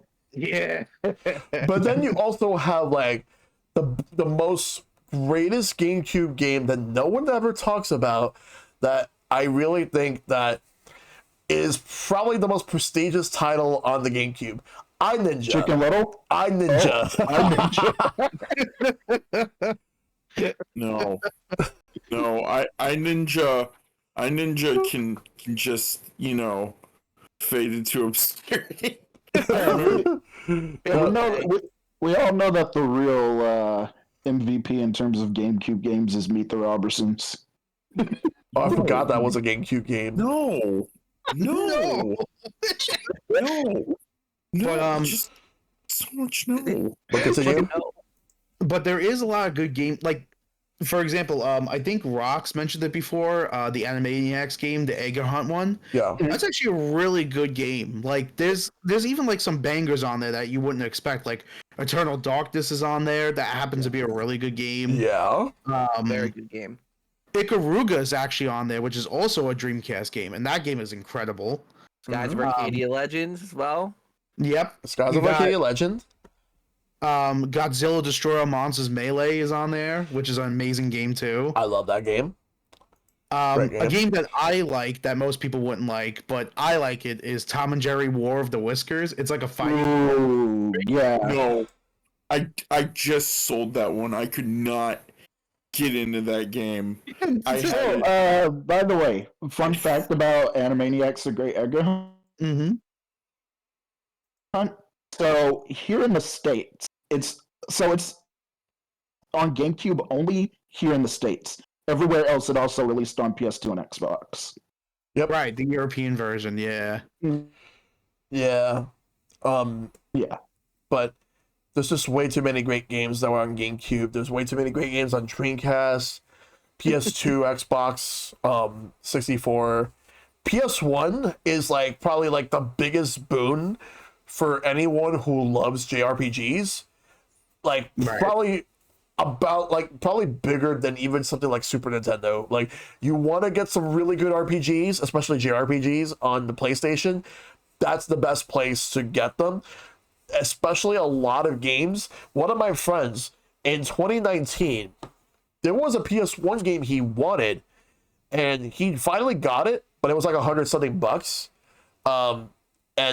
And it's actually like not like the biggest RPG, but it was well known by a lot of RPG fans, and it's a cult classic. Valkyrie Profile. Oh, yes. Yes, that one goes for like. No, let me actually see how much it goes for now. Like, he bought it for 100 back in 2019. So Valkyrie Profile for the PS1. All right, so Valkyrie Profile. All right. So the North American version, $135.44 loose, but if you want it complete in box, which is what he got, back then it was $100 something. Now it's $271.16. Sealed, $697.27. That's the thing. RPGs. Yeah. RPGs go for it. Even like 1,000 Arms, which is another good one that's on there, and Final Fantasy VII was on there too, if you think about it. Yeah, 7. Like- 7, 8, 9. There's also like the Tactics. Chrono Cross. Mhm. There's a lot. Yeah. Yep. All right, so now we can move on to the next thing before we do the community questions. How retro game hunting has left any lasting impact on us? Yoshils, we'll start with you for this one. So it lasted an impact on me because, like, at first, like I was saying before, it really got me, like, it had like people being like, "Oh man, your collection is awesome," and like nowadays, I guess it's more so like a lot of my friends like playing video games with me still, and it also, I have a lot of friendships through it. I also got like known for it, which is a little weird Mhm. because I've gotten like so much rare stuff at this point. Um, like I show pictures of my collection that it's like people are like, "Wow, you have a museum in your room," and I'm like, "I do have a museum in my room," Yep. and it's just one of those things where it's like because I've been in it for so long that like it's it's so weird. Like from what I had before, like I still have a picture of when I first started of my collection, and it's only like maybe like 30 plus games. Then all of a sudden, like I look behind me and I have like two full like I got like games all over the place. I have a glass case of like a bunch of like games and it's all kinds of crazy stuff. Like um, it's it's so weird and it's funny because that's how I started like with like streaming and stuff too because it I know a lot like for people like streaming is hard like if you want to do it legitly, but the thing is though is because I've been collecting for so long that like I was able to do stuff like I would play a game every day just to try it and see if I wanted to keep it or not Yeah. because I had so many games. I actually cut down my collection a lot and I still have a lot, but I had like over 1,000 games at one point, and I was like, oh, let me just try, one day, let me try like what is it? Batman, not Batman the animated series, but the other one, the Batman Beyond for the N64. Oh yeah. Terrible game, but I played it one day, and it was like everybody was like, "Oh yeah, that game sucks." But it's funny because you connect on such a level because everybody's like, "Oh man, you have this game?" I'm like, "I do," and they're like, "Why?" And I'm like, "I don't know. I just have it." Yeah. But I just it's just one of those things where it's like I connected with a lot of people through it, and I found people with like a lot of interest. It got me into the Long Island Retro Gaming Group. It got me actually like working on the convention. It got to the point where even like one of the other conventions, it's called Long Island TCG show, Yeah. which is actually like a smaller con that they have, but they have it like every like 4 months. And they were like, "Oh, you're part of the Long Island group." I was like, "Yeah." They were like, "We want you to have a table." I'm like, "What?" So it's just interesting in a way that like people actually know me through so many different things, and it all stems from the base of that tree, which is the video game collecting. And even like my love for like collecting card games stuff now too, like Pokemon, that all stemmed from originally from video game stuff too. Yep. So everything blossomed from that. My character that I'm using right now, that's on the stream, people that I've connected with, and then even like my lifestyle of like streaming and having fun. It all came from collecting, Yep. and I would never change that for like anything. It's awesome. Oh yeah. It really is. Homecoming? So I would say that it's impacted me in many positive ways because there was something that I forgot to mention earlier. It's those moments when you go in and you find something that you'd never think you'd find and you end up walking out with it. Like for me, this retailed at I think either 120 or 150, and I found it complete in box with everything for $100. It now doesn't have everything, which is the Spider-Man PS4 Collector's Edition with the statue and everything. I found it for everything is because it came with the sticker, and that sticker is like now on my laptop. But like the statue, the art book, the steel book, all of that, like, and it's moments like that. It's walking into the store and seeing Mega Man Star Force 3 and walking home with something that you've been waiting for, or Chrono Trigger DS, or Pokemon Conquest. Yeah. It's finding things that you've heard great things about, like Fire Emblem Awakening, and seeing what all the hype was about, or picking up a hidden gem, like a Game Boy Advance game or something. So it's a way that I've hung out with friends. It's a way that I've connected with people both IRL and online. It's been something that has taken me to new places, like with me making TikToks and like shorts in the in the retro stores and just like vlogging, which is something I never thought I would do. It had me experiencing a console that I grew up as a Nintendo kid, so I only had Nintendo systems, but last year I got a PS2 and collecting for that. And I will stand firmly on the hill that Tom and Jerry War the Whiskers is bad. Because just be I didn't have a good time with it. But it's like you said, it's like experiencing that. But because of that, I got to experience the Budokai games. Thankfully, my friend is lending me his copy of Tenkaichi because that's going for like 170 right now, and I am not gonna. But like the Ratchet and Clank series, me getting the Sly Cooper games and like Beautiful Joe, like stuff that I've only heard good things about, and I want to start collecting for the PS1. So like Brave Fencer Musashi, Mega Man Legends. I'm thankful for that retro collection because there's no way I'm paying $400 for Tombi. But like just stuff like that.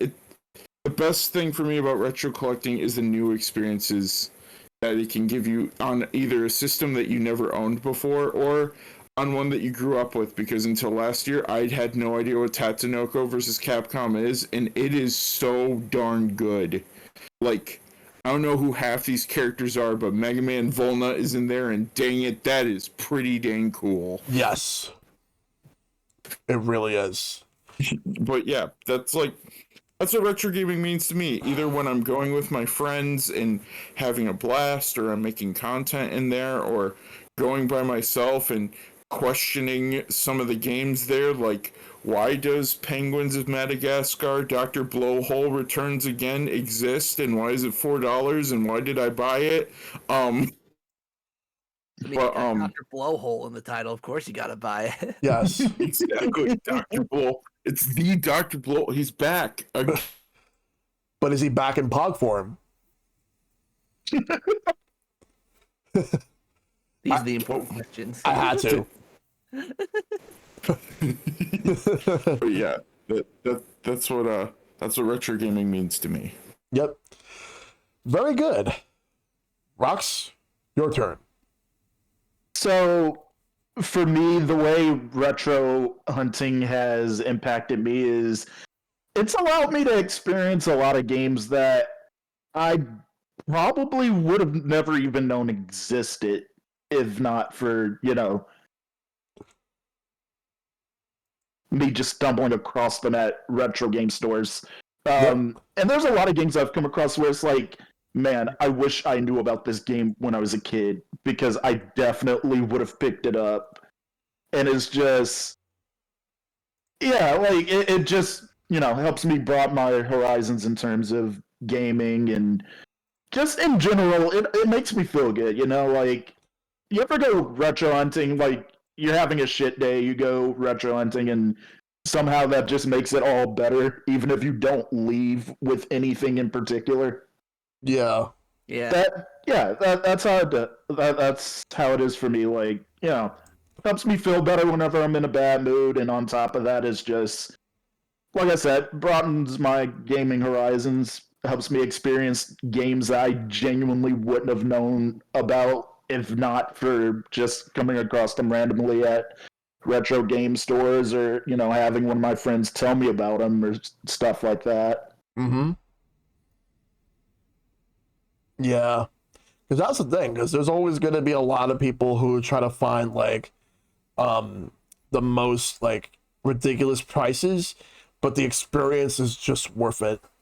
Yeah, and it's like, I made a vid. Well, it was like a YouTube short,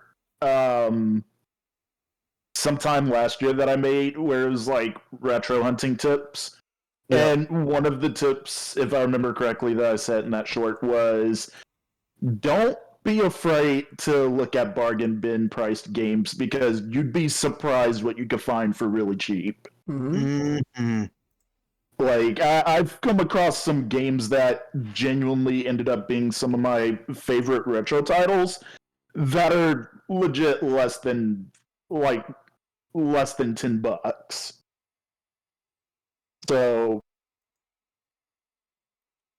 Yeah, just a tip. If you're going retro hunting, don't be afraid to look at, bargain price games. I know it's easy to get distracted by like, the big titles that are like super expensive. This like you'd be surprised what you could find for under $20 or even cheaper than that. Yep.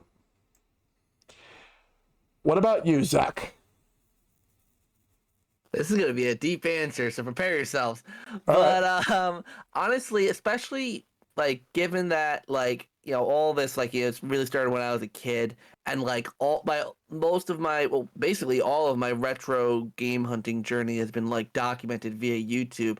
It's something that's interesting that I can like literally go back and revisit a lot. I mean, a lot of it's private now on my channel, but like I can still go back and revisit it, and I really realized because growing up is hard, and like there's a lot of stresses and things about growing up that just can be difficult. And for me, like I always had a lot of issues with my confidence. Mhm. And retro gaming, and like obviously that it spins off into doing YouTube and going to conventions and all that.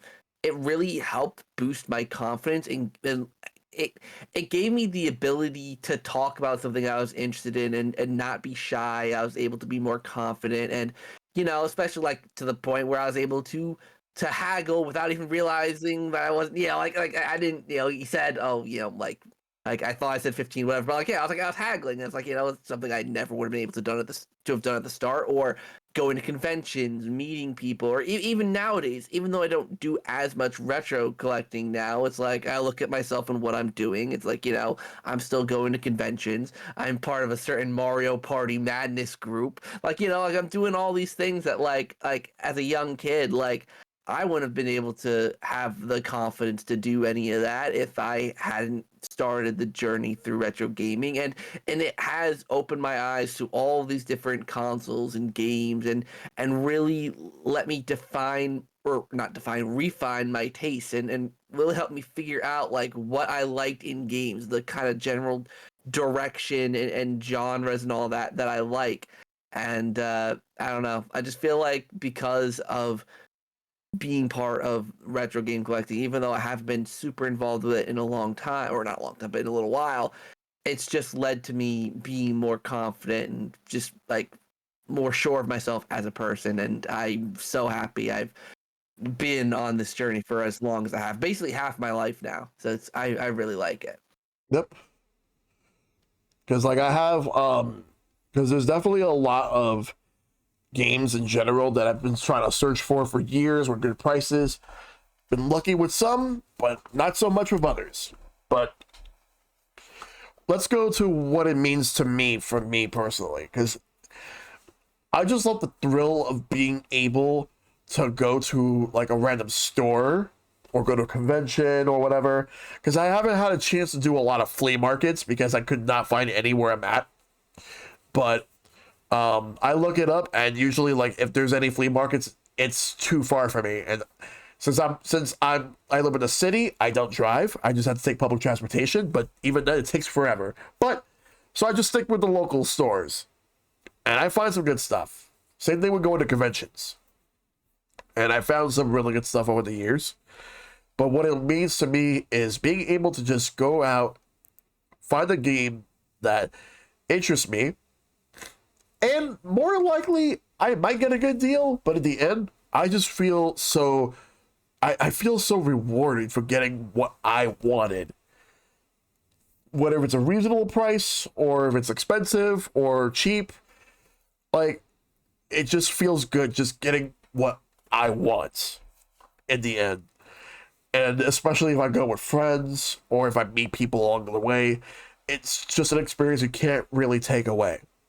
So, just being able to just do it at all for me is probably one of the things that means so much. Having to do this for years, and I'm just happy to be retro hunting.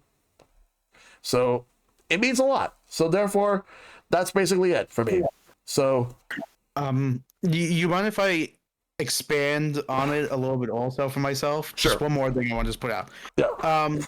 The other thing I want to say too is like, I don't know if you guys ever had this experience, but like, because I've done like a lot of trades and stuff like that. It kind of did open up another part of that, and I should have said this before, but um, I like two aspects of collecting in general, which is the gamble of like going to a store and seeing what they have, and you just be like, oh, they have this, oh, they have this, and then you go and you put it in front of the guy, and then you haggle, which is more of like a rush. It's like a gamble in a way. So I know some of you guys said that you don't really like haggling, but I have an uncle that used to own a comic book store, and that was one of his main things to do was do that. Yeah. And then plus I had cousins that like to gamble, so I learned how to haggle through that, and I've gotten a lot of deals back in the day from that. So I like a little bit of the rush that came with that. Nowadays I don't really get it too much because collecting back then when everything was like from $1 to 20 to now everything being like 100 to 1,000, it's a little bit of a big difference. There is still haggling you can do, like I did with like the trades and stuff, for example. But that's more of like a selfish way of thinking about it. But the other thing that I like about collecting is the experiences of like meeting someone. So like if you're gonna like go online and you do like a trade with someone, you set it up and you're like, oh, I'm gonna meet you, whatever. And actually making that like handshake, like, yo, how you doing? It's good to actually meet you, and actually trading the games with someone or whatever it may be, and you start building that connection, because that's really like the big thing about it. Because at the end of the day, we're making connections with people to a point where if I didn't do that first trade with someone that I did online, that I met someone at a flea market from a Facebook group for like Long Island, I would have never actually did as much as I did now, and then not met as many people as I did in the group, and actually ended up it being involved in the Long Island Retro Gaming Convention. Yeah. So it's one of those things where collecting has not only expanded me in like an investment way, which technically, as much as we don't like to talk about it, it technically is an investment, but also investing in the fact of like connections, and also with the people that we end up being friends with. I have friends that I've been with for like 10 plus years now because of this hobby also. Like I still talk to people that like we're like, oh bro, did you buy this or did get this yet or whatever? Because it does happen still, and I still meet up with a lot of these guys and talk to them and stuff. Yeah. So it's great that like game collecting really does make a lot of amazing like connections with people, to a point where you're gonna be like friends for life because of it, and it's crazy. Like even like we're talking now, and I know you for like a pretty long time now, if you think about it. I would say about I'm trying to think like how long I know you for, Prime. So it's been a long time. Like you guys, 2 years I just at met. least. That's what I'm saying. Like we met like 2 years ago, and technically that is a pretty long time. Yeah. And with you guys that we just talked or whatever, but I'm sure I'm going to be talking to you guys again. But that's a connection that we made through this collecting, and it's an amazing thing if you really think about it. Yes. It's actually awesome. Yep. It really is, yes. So now we got community questions. I'm gonna take a look at the Discord channel that I have set up for it, the topic questions. All right, so I'm gonna go through them one by one. The first one is from Squire. What's one or even a couple of games that had eluded your collection, be it from the secondhand market's prices or a missed opportunity to get long ago? For example, they said Pokemon Heart Gold, Black 2 comes to mind, and so do many of Capcom's fighting games on the Dreamcast like Marvel 2 and JoJo's. And despite having them on other platforms, original releases for both Super Metroid and Castlevania Symphony of the Night have often eluded him at their local place. So feel free to answer. I'll go with you, Homecoming. For me, a lot of the prices that have eluded me, well, yeah, Pokemon Heart Gold, that's just criminal. I'm sorry. Yep. Like, Yeah. like Black and White 2 are still manageable because they're under 100, but like, and same with the first Black and White, but like, Heart Gold and Soul Silver, and then you add that stupid pedometer to it, and then it adds more, and I'm like, Um, uh, but in terms of eluded me, a lot of it is honestly Dragon Ball games. Dragon Ball Advanced Adventure is very expensive. Origins 1 and 2 are ones that I plan on picking up now because they are very manageable. They're still like 60, $70, which is the price of a new game. But like, for example, Budokai Tenkaichi 3. That's like $150. Infinite World, $90. There are a lot of like one-time PS2 games where yeah, you can find Beautiful Joe for a comfortable price. You can find OG Kingdom Hearts or Burnout or sheesh, you can't take two steps on the PS2 without finding some sort of racing game. Um but yeah, that's the big one for me is honestly Budokai Tenkaichi 3. That one eludes me so much it hurts because I want that childhood nostalgia, but $120 for one game, it's really hard to justify when that could be two brand new games for new systems or a bunch of indie games or food and water because I need that to live. Yep. Pretty much. Rox? So in my case, there are actually a couple. I mentioned one of the first times I ever went retro hunting is to get Conker's Bat Verde. Yeah. That was so first time I ever actually came across Bat Verde was back when I was oh boy, I want to say it was maybe 4 or 5, and we were at a Walmart. Yeah. My mom took me to the game section and basically let me pick out whatever game I wanted. I saw Conker's Bad Fur Day. I wanted to get it, but two things. One, my mom saw it was rated M, so she said no, like a good mother. And two, even though I had a Nintendo 64, I wasn't allowed to play it because at the time I was living with my grandma and it was I was living with my grandma and it's like outside of like my handheld I wasn't really allowed to play video games at the time for some weird reason. Wow. But like there was that and then like just a lot of the older Pokemon games like pre-Gen 5 Yeah. because after like the first Pokemon game I ever played was that was Gen 1 back when it first came out. And that was at a time where I didn't really get RPGs because I was just used to platformers. So when I played Pokemon, my thought process was, why can't I jump? Why can't I just attack things myself?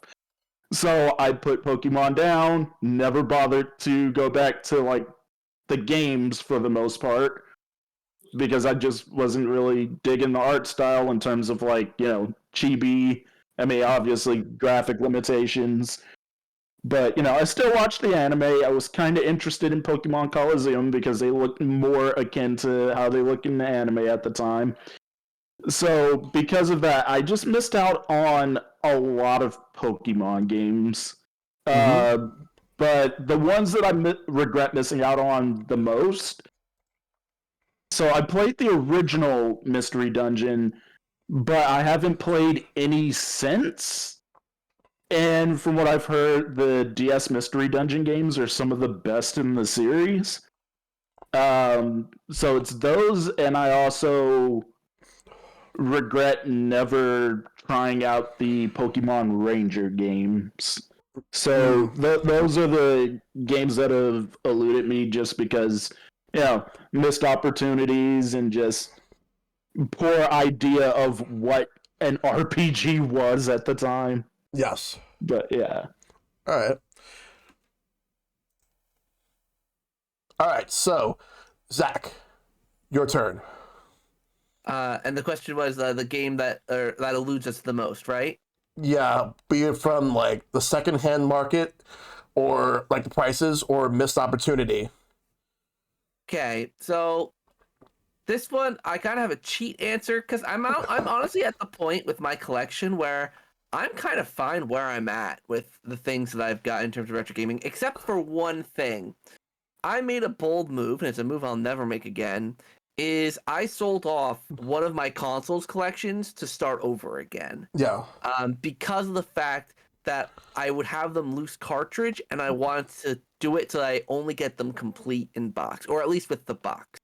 And that console, of course, the Nintendo 64. yeah, So I think I'm just going to lump complete in box Nintendo 64 games into that category because they're hard to find, and when you do find them, they're not cheap. They're not cheap at all. Like it is cool because like usually when I go to a convention, I'll get like one complete in box Nintendo 64 game to add. Like last time, it was Mario Party 3. So I was like, next time I'll look for, like Smash Brother. I'll add one more to the collection because I can't afford to get too much. But it's like it's like it makes it kind of fun to collect them, but at the same time, it's like it's a slow process because of how expensive these games are. So I mean, 'cause like I said, I think I basically have everything else that I could ever want. I mean, there's some Yeah. obviously GameCube titles that I'm missing, but I'll come across those naturally. But I think N64 games are a little more like they're just hard. yep. Yeah. All right. Like Mario 64 as an example. That game, for as common as it is, and for on how many platforms it is, the original cartridge for it is way more expensive than it has any right to be. Yeah. Ooh. Yoshils? So I have everything I want. If I was to choose something that like really eluded me, there is something that I would at least want to see with my own eyes. So there is a Nintendo 64 controller that is called the E3 controller. It was made for a Star Fox competition that they had, Yeah. and it was given out as a prize.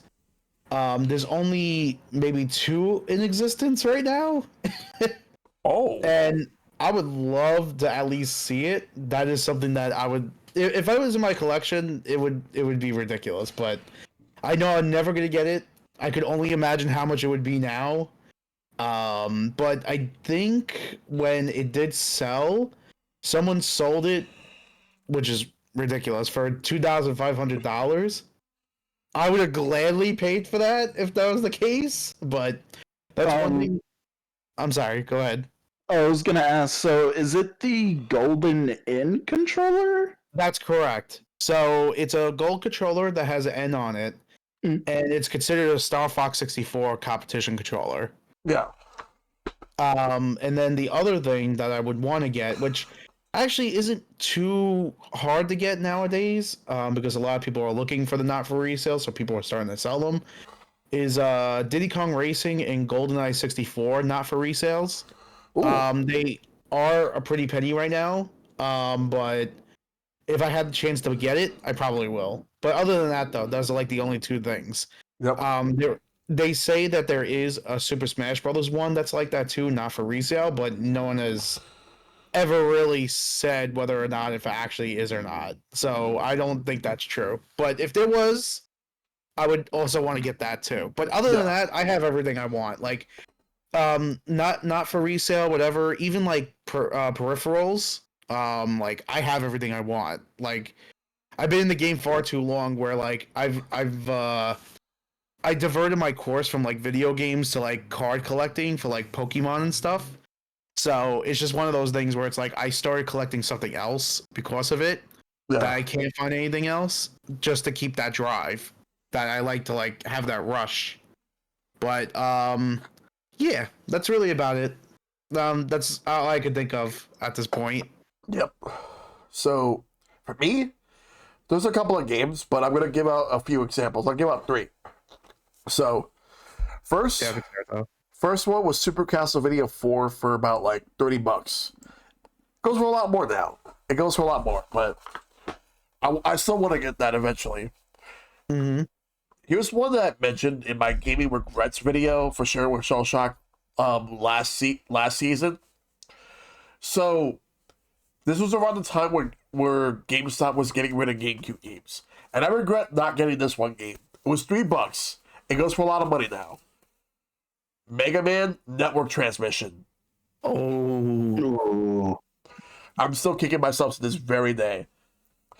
And the last one, I'm gonna have to go with let's see, so one that eludes me, Super Metroid for Super Nintendo. The cartridge. Hmm. So yeah. Next question. Let me see. With this one comes from Professor Icepick. Do you think that retro game collecting will ever become affordable? Or is this the golden age? Or is the golden age well and truly over? Homecoming? Abandon all hope, all ye, and no. A second. Yeah, abandon all hope. Yeah. Yeah.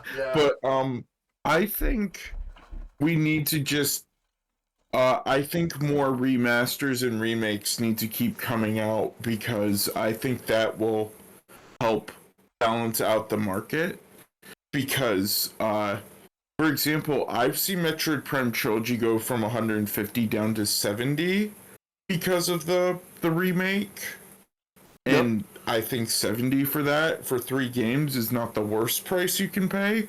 So the second Chibi Robo HD drops, if ever, then you can expect that to not be $200. But Yep. aside from that, I think there's just gonna either be a market. I don't want to say a market crash, but the bubble's gonna pop at some point, and you'll be able to buy Radiant Dawn for, and it will be a new good time. But I think also that if we keep getting an influx of compilations and remakes and ports, I think that would be pretty helpful. Also, like with Tomba, with Sparkster, with the Battle Network games, the first one is $100, but you can go out there and buy 6 of them for 60. And so I think that there's brighter days ahead. The market just has to evolve right now. It's like a really stubborn Pokemon that evolves like at like level 20, and then the next one's like at level 65. Yeah. Yeah. Basically that. What about you, Rox? So, in my case, I feel like the answer is both yes and no. I don't think it'll ever just like go back to being fully affordable because you'll always have, scalpers and other people out there that will just sell these games at ridiculous prices no matter what happens. But, like what Homecoming said, thanks to, remasters and these collections that are coming out more and more frequently, it'll at least bring the price down a little, even if it's not like super affordable like it used to be. At least the game won't be like it'll bring like say it'll be 100 well like $80 compared to 150 or something like that. It'll bring it down to something that's semi reasonable, but like I said, not entirely, just because no matter what, you're just gonna have people who will continue to sell these games at exorbitant prices just because that's just how people are, unfortunately. Yep. All right. Zach? I think this is actually a really interesting question because I think the issue is I think collecting will still be prevalent. It's the affordability that's really making me scratch my head because of the fact that we are I mean, I think it's slowed down a little bit recently, but like especially like someone said earlier, in like 2016, 17, a lot of people were getting into it. So that's why in like 2020, when COVID hit and everyone was staying at home and everyone's kind of immediately went to like nostalgia, game prices went way up because everyone was buying. So I feel like the more we go into the future and the more gamers develop over the years, because now we're seeing people who are nostalgic for 3DS and Wii and Wii U. Like we're seeing a lot of that's the consoles that people grew up with. So in the future, that's going to be the game collectors of the future. That's going to be what they grew up with, and you'll see game collectors who are growing up with or who are collecting like Wii and what they grew up with. So there'll always be a collecting because it's all based on nostalgia and what people have the memories and the love for, and that's what will keep people collecting. I'm curious. I am not sure about like how the price of everything, because of the fact that if it's going to be popular still, if YouTubers are going to still make coverage of it and give that kind of also demand to games, like that's the kind of stuff that's just hard to predict. But I do think that in terms of the popularity of it, collecting will never go anywhere. Nostalgia is nostalgia. Everyone's got it. We're all guilty, right? We're all guilty of it. Yes. It's just Yeah. that in the future, the collecting scene will look different as it evolves, as more, because like game collecting 20 years ago, for people who probably is by that point probably NES, and all that, there wasn't. I mean, there was, I guess, but like before the NES or like the Atari, the Intellivision, there's that stuff, but there wasn't like as much as there is now with like all the different generations. Like if NES, Super Nintendo, Genesis, N64, Dreamcast, like if all this stuff now that's built up, and it's gonna get even bigger once the next Xboxes and PlayStations and all that. So it's gonna keep growing. So I think it's something that we'll have to wait and see what happens to the market. Yep. That is also true. Yoshils. So in my opinion, for someone that's been in this for a very long time, Homecoming saying the quote unquote like big thing that everyone always says, which is the bubble will burst at one point. I've heard that 5 times throughout the 20 years that I've been doing this. Most of the time, it usually doesn't. So this is what I think is going to happen, and so far I've been pretty correct about this.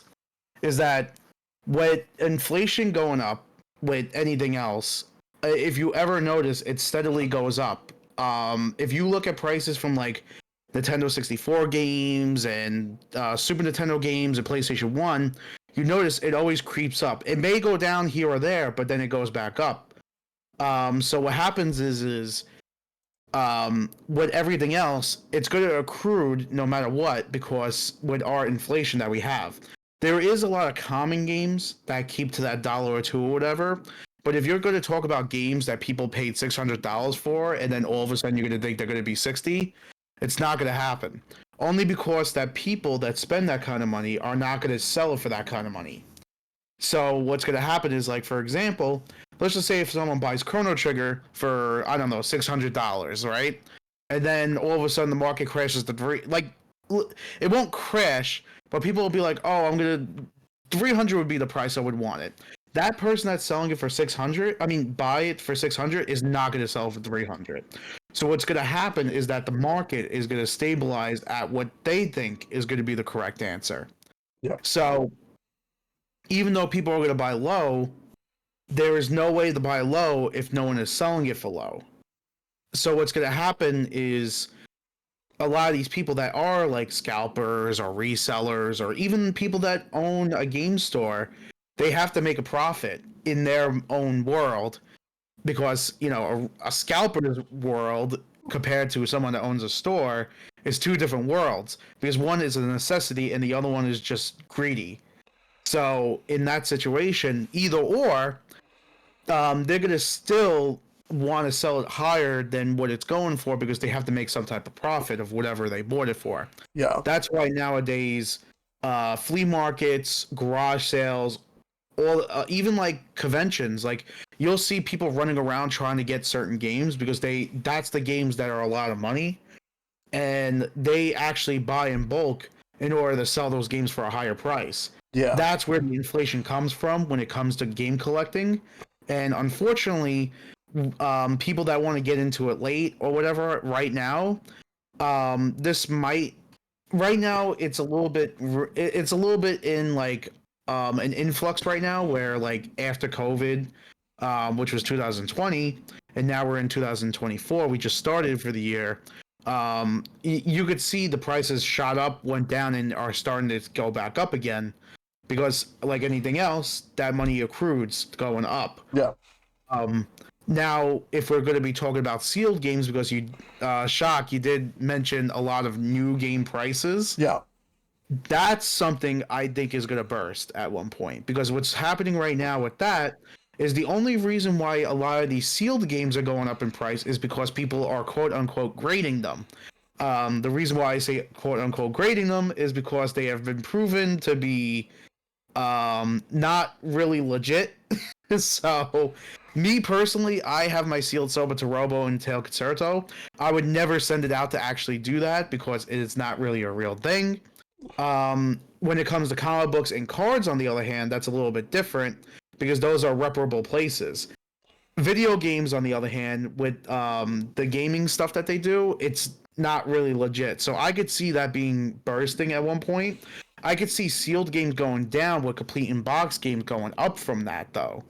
Because what's going to happen is that someone's going to be like, well, I mean, I got a sealed game, but it's, at least mine's open now, so I could play it no matter what. I don't have to worry about being sealed.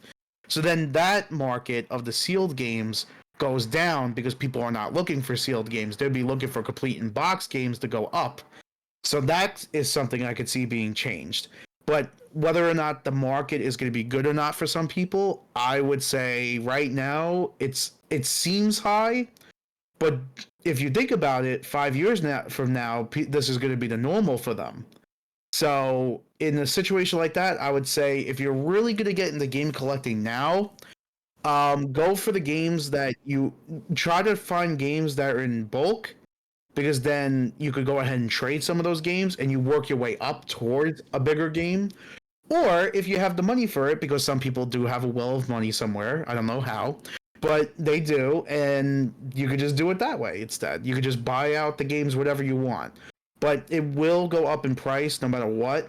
Is it going to go up extensively? I don't think so, but it will go up maybe like, let's just say next year, some games will be going up like $10, but not every game is going to happen. It's not going to happen every single game, because as you could see, some of the more rarer games are going up in price, but then some of the other games are being stagnant. Yes. So, for me personally, as someone that's been collecting for a very long time, I got into it at the correct time. It didn't seem like the correct time because everybody made fun of me for it, but at that time, no one was collecting. We live in a different age. There's digital now too, and that plays into a different part. But I don't know if one of the questions is going to be something you're going to ask about digital, but if not, then I could expand on that too. But I'll wait until we get to that question, if we get to that question. We'll get to that question. Homecoming? Okay, then I'll hold off on that. But that's basically my answer. I hope that helps a lot of people, because that's one of those things where it's like, I kind of know the market with stuff like that, so it's totally understandable, because that's a question people need to know in order to get into this whole hobby. Like, it is something that people need to know. Yeah. Because they don't want to get into something, jump into it, and then get completely screwed, because I don't want to see that. Yep. Homecoming? You were going to say something? Yeah, some prices rise, some fall, some stagnate. But don't worry, fans of Pimp My Ride for the PS2, that prices remain consistent. No matter what, you will always be able to ghost ride the whip. Exactly. I can't. Well, next question. Oh, actually, before we go to the next question, I do want to bring up my point. So my thing is that, to answer that question, I don't think it's good. Like, it's not going to be affordable in a sense where things are going to go down, but I do think that it's going to get to a point where some prices will be reasonable, while others will come to accept that they won't ever be like in a price that we'll be comfortable buying. They're just gonna be a pretty penny, so we're gonna have to deal with some prices. But I also don't think that the golden age. I don't think the golden age is over per se, but I do think that it's not going to be anywhere near as affordable depending on what you're going for. Next question is from Maverick. Which retro game do you recall making regrets getting the most? Homecoming? Can you repeat that? Which retro game do you recall making regrets getting the most? Retro game that I regret getting the most? Probably. That's a tough question. But I'd ironically say, probably Sonic Heroes, because I don't like that game. Yeah. And the music is great. It's got a great soundtrack, but tell me you don't like. And... I'm sorry, I gotta cut you off for a second, but tell me you don't like just playing over and over again. Yeah, I love stuff like that. I hate rail grinding in that game because half the time you'll jump on it and then you'll just hear, "Oh no!" It's like, how did you miss that? Hi, Bullet Station. How you doing? How you gotta say it like Mario in the Mario movie? How you doing? Wow. But yeah. So that's the one. Rox? I said it earlier, but that stupid Universal Studios game on GameCube. Yep. Like, I saw Woody Woodpecker on the front, and I was thinking to myself, "Ooh, this is gonna be good." It was a mistake. Also, another game with Woody Woodpecker in it, the Woody Woodpecker game on PS2. Oh my That god. was also a mistake. That is a bad game. That is bad. Yep. Long story short, never play anything that has Woody Woodpecker on it. Crazy Castle. Okay, maybe not Crazy Castle. Crazy Castle's kind of okay. Yep. All right. Zach? Another kind of cheat answer. It's not a game, but it's kind of for me a console because I couldn't think of a game. It's the NES. It's the first retro console I bought that got me into retro game collecting, but it's a pain in the ass to work with, like with the pins and maybe it's because I'm young and it wasn't what I grew up with, but I hated it. I hated working with the NES. I sold most of my games. I was just so tired. I'm like, I had to get new consoles. It was just not fun. I didn't like it. And plus the games, I appreciate the history of them and where they came from, but I don't know. Give me a GameCube any day. Yeah. Yoshils? A game that I regret buying. I would say when a lot of people told me that Bayonetta was really, really good, right? Yeah. So I was like, all right, I'll give it a shot. And then I think it was Bayonetta 2 with Bayonetta 1. I think it was on the Wii U. I remember I paid around $70 for it because people were like, oh, it's so good. I played it. I didn't like it because I don't really like the Wii U to begin with. I went to go trade it, and then I found out it tanked to $10 at one point. And I was like, well, I just wasted all my money. So that was one. And then when I was a kid, I was big into Sonic. I still kind of am, apparently, since I have two tails. Yep. And what happened is I bought a game in 2006, and I was very happy to get it. And I bring it home, and I start playing it, and then there was a loading screen, and then someone talked, and then there was a loading screen, and then I did a mission for about 30 seconds, and then there was a loading screen, and the same guy talked again and said, congratulations, you win, and then another loading screen, and then I'm back in the town. Yep. I'm talking about Sonic the Hedgehog 06.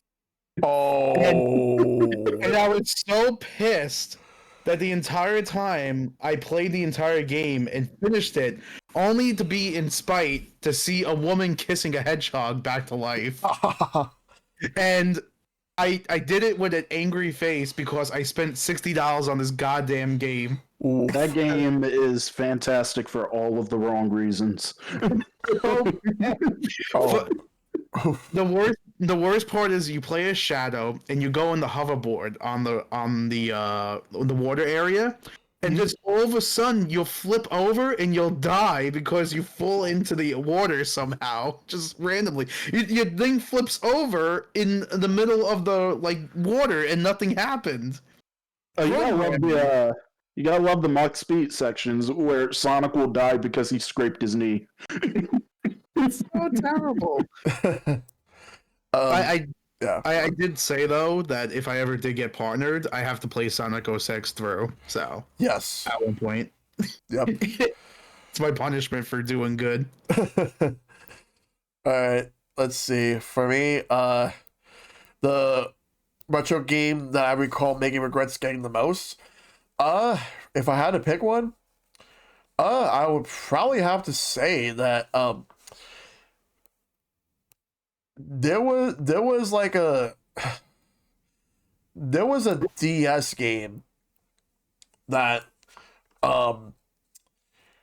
we mainly got it because I was trying to get a DS Lite for my brother. We were trying to get it, and it came with this game because it was a bundle that had a pouch and everything.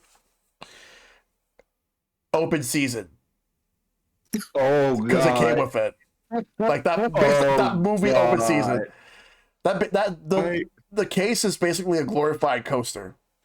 The funny thing about Open Season, this is a fact about the movie. The lullaby that the park ranger sings to the bear sounds so close to Gruntilda's theme that it's hilarious. It's funny you say that because the name of that song is Teddy Bear's Picnic. Gruntilda's Lair theme actually is based off that song. Oh wow! Me as a little kid, I was like, "This sounds like Banjo Kazooie." But yeah, that's basically what I can think of. Next question is from Dari. What's your dream retro find, be it game or console? Homecoming? Ooh. Either Rhythm Thief, like complete, or I guess my big dream retro find right now is just like Rhythm Thief's like the grail. The one that I have within reason, honestly, is Dragon Quest 9, because every time I've seen it, it's like $35, and I think that would be a fun experience. I've heard really good things about Dragon Quest 9, so I'm gonna say Dragon Quest 9. Yep. All right. I have that game. It's a great game. Rox? So I have an answer for both console and game. All right. In terms of games, my dream retro find, for as expensive as it is, Go Hypergrind. Nice. And then in terms of console, the Pikachu Nintendo 64 console. I have seen it a couple of times. I've never been able to afford it though. Zach? This is so specific, but I've always not even because it's something I don't have, but just because I feel like if I walked into this opportunity, I would just kind of love it. I want to go into a situation where, picture it, right? It would probably specifically be like a garage sale where I walk up and I see a complete in-box GameCube with a nice, good stack of games. Garage sales are something I have never really had too much luck and experience with. But just, I think I already have a complete in-box GameCube. I already have most of the solid heavy hitters. But just the thought of just walking to a garage sale and just seeing a GameCube complete in-box, all in nice shape, with a stack of like the Mario Parties, Luigi's Mansion, Metroid Prime, Pikmin, just seeing all that in gloriousness, all complete, just gives me good game collector feelings and butterflies in the tummy. That would just be killer. Yep. Yoshils?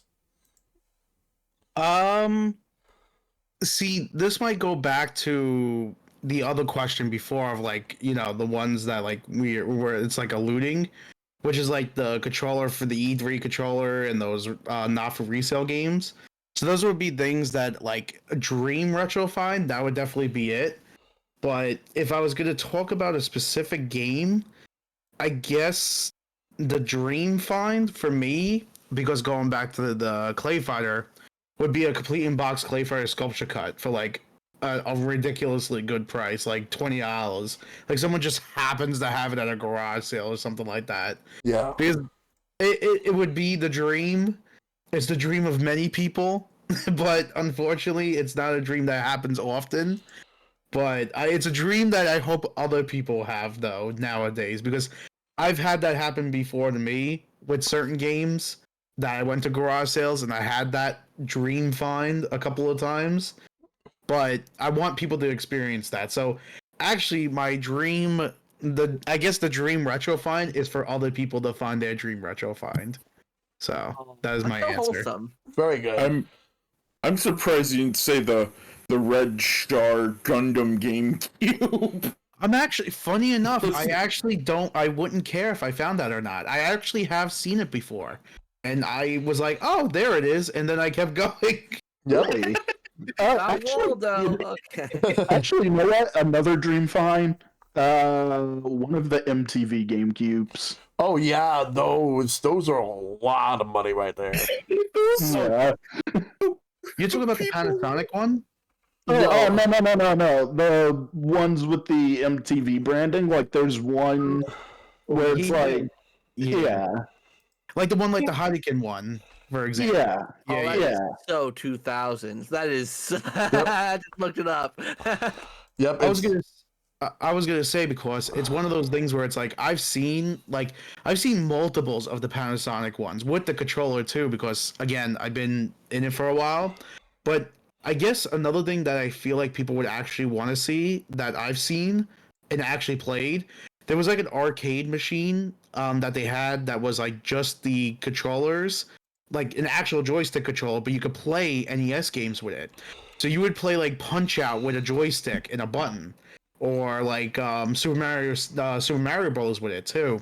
I forget what the TV is called, but the guy, his name is George. He's from Long Island also, and he's the one that showed it to me, because like he fixes all these consoles and stuff, and like I guess those would be like dream finds for people too that have like see stuff like that too. I guess, you know what? Now that I think about it, I guess there is one I could think of now. There's a yellow Pikachu 3DS that I've been looking for, and it's the one that has like the sketching of the Pikachu on it. It's like a yellow console, but it has like a deeper yellow Pikachu on it. I forget what it's called though. I would love to get that. If anything, I would like to get that complete in box. But that's it. That's like the only thing I could think of. All right. For me, dream find game.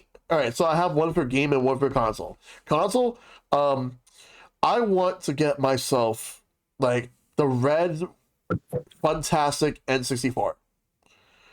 And for game, what I want is basically like, I know I talked about how I want Chrono Trigger, how I want Super Metroid and all that stuff, but dream finds to own the entire Mega Man Legends collection that's on PS1. All three, Legends 1, 2, and the Mist Adventures of Trombone. Those are expensive. Yes. Those are, yeah. Preferably complete in box. Sealed, forget about it. But yeah, I'll just be happy with the complete in box and call it a day. We got a few questions left. King Yoshi Fox asks, "Who was the best Yoshi Fox?" I had to. Me. Yes. But Dragon does ask us, is there a remake of a specific retro game you'd want to come out just to help have it hopefully lower in price on the market? Homecoming? So I would say, I don't know if it needs to be a remake. I would be okay with a collection or a remake. the Mystical Ninja games, the Goemon N64 games. Yes. Yeah. And there is interest in them because the Goemon game just came out on Switch in Japan. Yes. Like, and you can get it through PlayAsia, which I'm totally going to be doing at some point.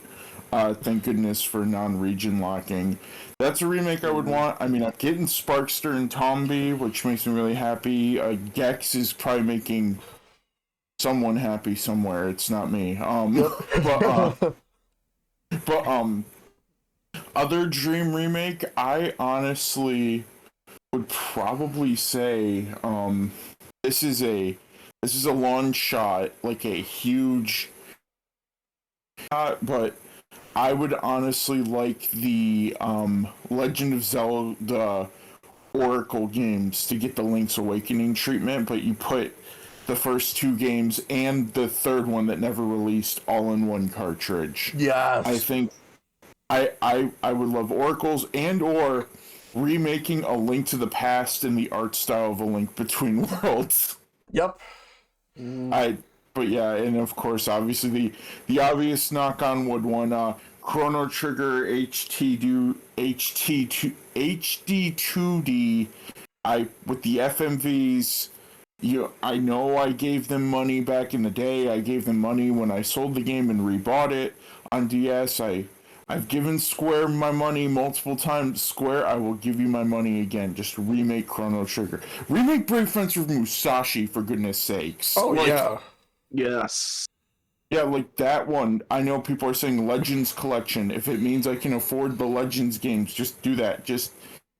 And I guess this is like, if I had Ball, like one wish, the last one I'll say, me and our mutual friend Ethan have said this, Capcom 3D Collection, put Power Stone on modern console for goodness sakes. Yes, while we're at it, Rival Schools. Yeah, Rival Schools, Power Stone, Street Fighter EXE, just because people need to experience those 30-second special wind-ups and be frustrated. Yes. But yeah. Yep. Yeah. Rox?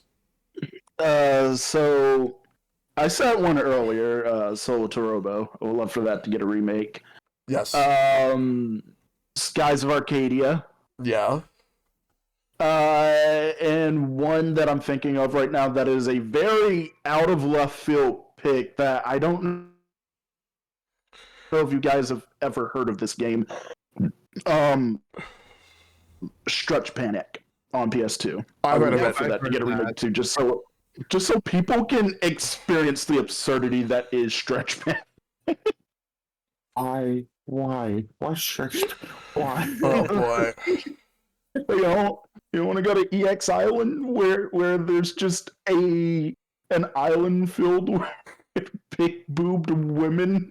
Oh my god. That game is so weird, man. I don't know what they were thinking when they did that, but yeah, that as a serious pick, I wouldn't mind Samurai Legends Musashi getting a remake. I think that was the sequel to Brave Fencer. Yeah, PS2. Yeah, I would love for that to get a remake as well, just because I've never played it myself. I think the art style looks really cool, but from what I've heard, it's kind of iffy in terms of gameplay. Yep. Yes. So yeah, those are my picks. Yep. ZakPak? I have 2. The main one, specifically for the price reason, this honestly is a game that I didn't realize was so expensive. And funny enough, someone mentioned it like in passing earlier, and I was like, oh my god, I was gonna bring this game up later. Nintendo, look me in the eyes and tell me, why the heck have you not brought Chibi Robo to modern platforms? I want to play Chibi Robo on the Switch. That game apparently is like $200 now. I didn't realize that game was so expensive now. Like Chibi Robo, yeah. Oh yeah, we're not gonna give you any more Chibi Robo games if you don't buy this really crappy 3DS game that we made of Chibi Robo Ziplash. Like, I don't know what Nintendo's problem is when it comes to Chibi Robo, because it's like They don't know what to do with it. They know. Like even when they do put games out, they'll always do it in like the most ass backwards way to the point where most people wouldn't even play it, not because they don't want to, but because they don't even know the game exists. It's just like I don't get you sometimes, Nintendo. I really Yeah. don't. It's so stupid. Like Chibi Robo, like especially obviously the first one, and like even Park Patrol. Like there's such like charm and like it's just like a weird Nintendo game, and that goes for my other one as well. Not as expensive, but again, Nintendo. Look at me here. If you want to really grab all gamers' attention, I feel like if you remade Eternal Darkness, Mm-hmm. Yes. like make a good like modernize that game and have the sanity effects be a little more modern, like maybe integrate cell phone things to where like you could send notifications to your phone, like do like some really like trippy stuff like that, and you could have a really good horror game on your hands. Yep. Nintendo's Silent Hill at that point. Yes. Yep. Okay. All right, your turn, Yoshils. All right. So I'm gonna do remakes, and I'm gonna do sequels, and then I'm gonna compare it to a game that is gonna be like the remake or the sequel, if that makes sense. Sure. All right. So the first one, this is gonna be greedy of me, but I want a remake of Clay Fighter Sculpture Cut Yeah. because with different characters and different levels too. I want that because it is a good game, and if it was made with graphics now to make them look like they're clay, but then the backgrounds are real, it would be incredible. So it'd be like Street Fighter 6 in a way, except just really wacky. So that's one. Mm-hmm. Second one would be, even though Subway to Robo was mentioned, Tail Concerto wasn't mentioned, and that would be an Ooh. amazing remake if they did that Yeah. with better graphics. Oh yeah. So I would love to have a remake of Tail Concerto. Then I wish we had a Final Fantasy VII remake styled Chrono Trigger, where you run around and the battle style is kind of like the same way as Final Fantasy VII remake. That Yeah. would be sick. Yeah. I wish we had a remake of Sonic Adventure and Sonic Adventure 2 as one game, and have it where it's actually like modern day Sonic, where you could run around like Sonic Frontiers, but that story sucks, that game. So, in my opinion, I don't really like Sonic Frontiers. But if they did the same story as Sonic Adventure 1 and 2 and put it in one game, and you had you running around Station Square, but if it was bigger and looked more modern and everything, it would be great. I want a remake of Strawberry Kids 1 and 2 together. I want a sequel to Sparkster, even though they're making the remake. I would rather have a sequel to it because Yeah. I think that would be better. But that's my opinion, of course. I want a Resident Evil 4 remake styled Haunting Ground. So that game for the PS2, that's like about the girl that has the dog with her. Yeah. I want that game, except the remake that we got with Resident Evil 4 remake. Yes. So graphic style, different gameplay, things like that. Yep. I would also like a remake of Conker's Bad Fur Day. Modern graphics, of course, just Conker's Bad Fur Day though, because that game is amazing. Yep. I would also like a new Pokemon Stadium 3. It has to come out one day because that would be incredible. Yes. Or I will take Pokemon Coliseum 3. I would like a House of the Dead that actually is ported to to modern consoles, where we could have a PS5 Guncom also with it. So I would love that. Yeah. That works with modern day TVs. And I would also want Marvel vs. Capcom 3, because Marvel vs. Capcom 3. Infinite is not Marvel vs. Capcom 3. It is Marvel Cap. We need a Marvel vs. Capcom 3. You mean, and you then mean 4? You mean 4? Yeah, I guess 4, but yeah, that's right. We did get 3. Because we did get 3, so you mean 4? Yeah. Yeah, you're right. Yeah, I just want to make I sure. forgot about 3. Fate of Two Worlds. I forgot about that. Jesus. Yep. But yeah, Infinite's not 4 to me. But yeah, I agree with you. I would also like a remake of Clock Tower. That would be sick. Yes. If you guys never played Clock Tower, that is an incredible horror game. Yep. And I guess one more would be Def Jam Fight for New York. Get a remake of that. Yes. Please, that and Urban Rain. Mm-hmm.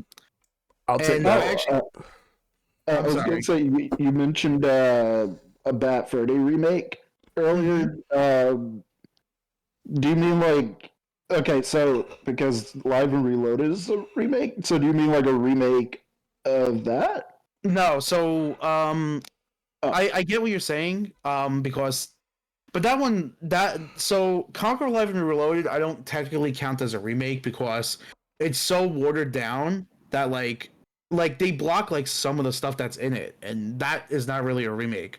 I want like a pure remake where it has all the cursing and everything going on in it, but with a lot better graphics. So Oh, okay. I mean, I would also take Conker's the other Conker game that we were supposed to get on the N64 as a remake. Oh, 12 Tales Conquer. I would love that. I really want to play what the original was. Yeah, I would love to play that. That would be sick. And I guess the only last one I could think of is Power Stone 3. So, The Power Stone 3 would be good. yeah. I mean, if anybody that owns any companies for video games get on that, I would spend a lot of money. Thank Yes. you. So for me, this is what I would go with. I would go with, here's a collection I want, Mega Man Legends collection. I also agree with the Capcom Fighting 3D collection because there's other fighting games too that weren't mentioned. So we mentioned Rival Schools, we mentioned Power Stone, we mentioned the Street Fighter EX series.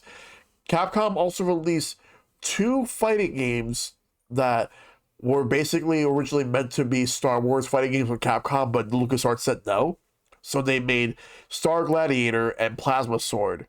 Plasma Sword. And then there was also a mech fighting game they made called Techromancer, which is supposedly in the same universe as 2 other games they did, which they did a mech beat 'em up called Armored Warriors, and the sequel to that was called Cyberbots, which has Jin from Marvel vs. Capcom 1 with the bloody the mech that he has.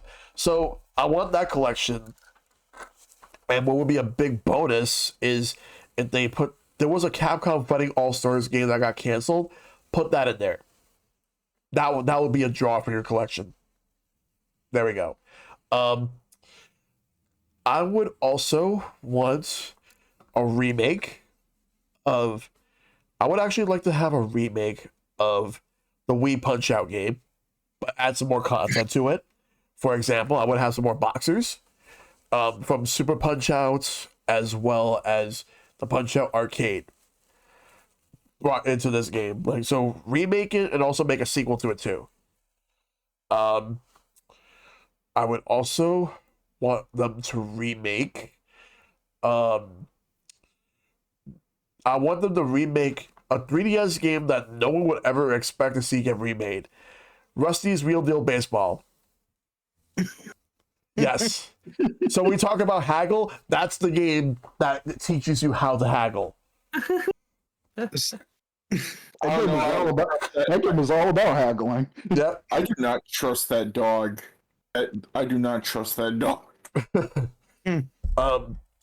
And one game that I want them to remake that would be amazing to have. Like Chrono Trigger was mentioned, but here's one. So, you know how we got that Live Alive remake in 2022? Yeah. Well, there is a Super Nintendo RPG or a Super Famicom RPG that never left that never made it to the United States or Europe for that matter. It's called Bahamut Lagoon, one of the last Square games on Nintendo platforms for years before they jumped ship to PlayStation. So, that Live Alive sold better than the original. So that should be next.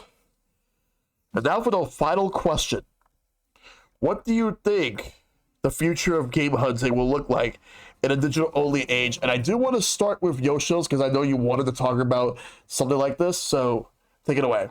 All right. So, me personally, I don't really like digital games, but with the digital age happening right now, and you could see it with Xbox, for example, that they're trying to just not make games anymore. So, um, the problem is that when putting stuff digitally on like a console, there's no CD, there's no box, there's no nothing with it because that is cheaper for them not to have that, which is the reason why they do it. Yeah. Um, so it's one of those things where it's like you can't really argue with it because it's like they save so much money from not doing it. From a collector standpoint, it's like basically like you have to put a cross on with garlic and stuff because it's like now you can't buy it because it's not physical, it's digital. Will it affect the market? Yes. And I think this is also going to play into the fact of the inflation I was talking about before. Because that games are going to start becoming digital or more digital, I should say. Like, for example, if you have, let's just say, Xbox and Xbox 360 and Xbox One games, right? Yeah. Having those games physical is going to be worth more because when Xbox, let's just say Xbox announces, we ain't doing physical games anymore. That's it. So now you know already that there's no more product coming out. So all those games that are out now is going to be the only games out. Yeah. And that's when people are going to start buying up that market. And because people are going to buy up that market, everything's going to go up in price, which is, again, that inflation.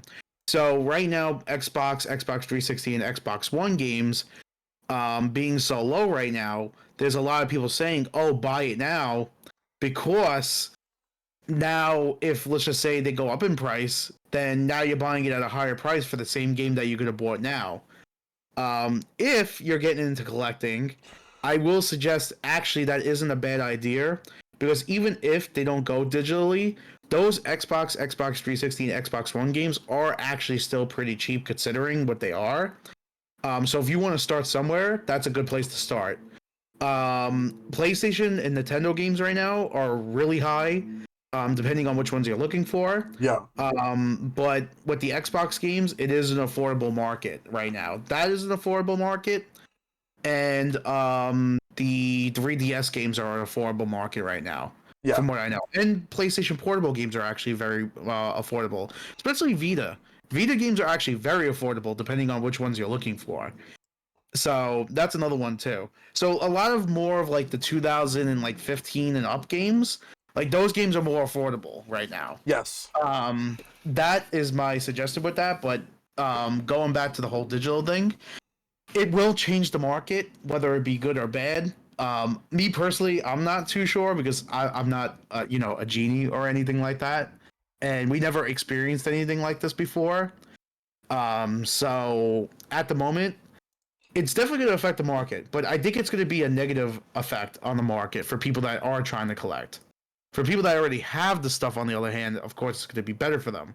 Like for me, for example, I have the games, but I wouldn't want that on anyone. Like, me personally, I wish games were affordable, but unfortunately, we're not in that kind of market. So it is what it is. And my answer to your question in a simple term is it will definitely affect the market in the future. 100%. Yep. Homecoming? So, I think it'll affect the market in another interesting way, and it needs... I think more companies, because right now we actually technically have 3 of them, but I think we'll get a few more. It'll be a whole new market. Actually, no, we have 4. We have premium edition games, super rare games, fan gamer, and a big one, limited run games. Yep. Now, I like the first 3 a lot because I've actually shot from the first 3. Fangamer makes some really good collector's editions. You get manuals, you get art books, you get doodads, you get really cool stuff. Like the Undertale one comes with a locket that plays Hopes and Dreams, for example. Yeah. Like, and then but then they also just give you the base game. You want the base game? Here you go. I've done business with super rare games before, and they are great. And they're like, hey, you got this game, you get trading cards, and I think that's really cool. Premium edition game, cool thing about them, they put their games in Super Nintendo boxes, but like.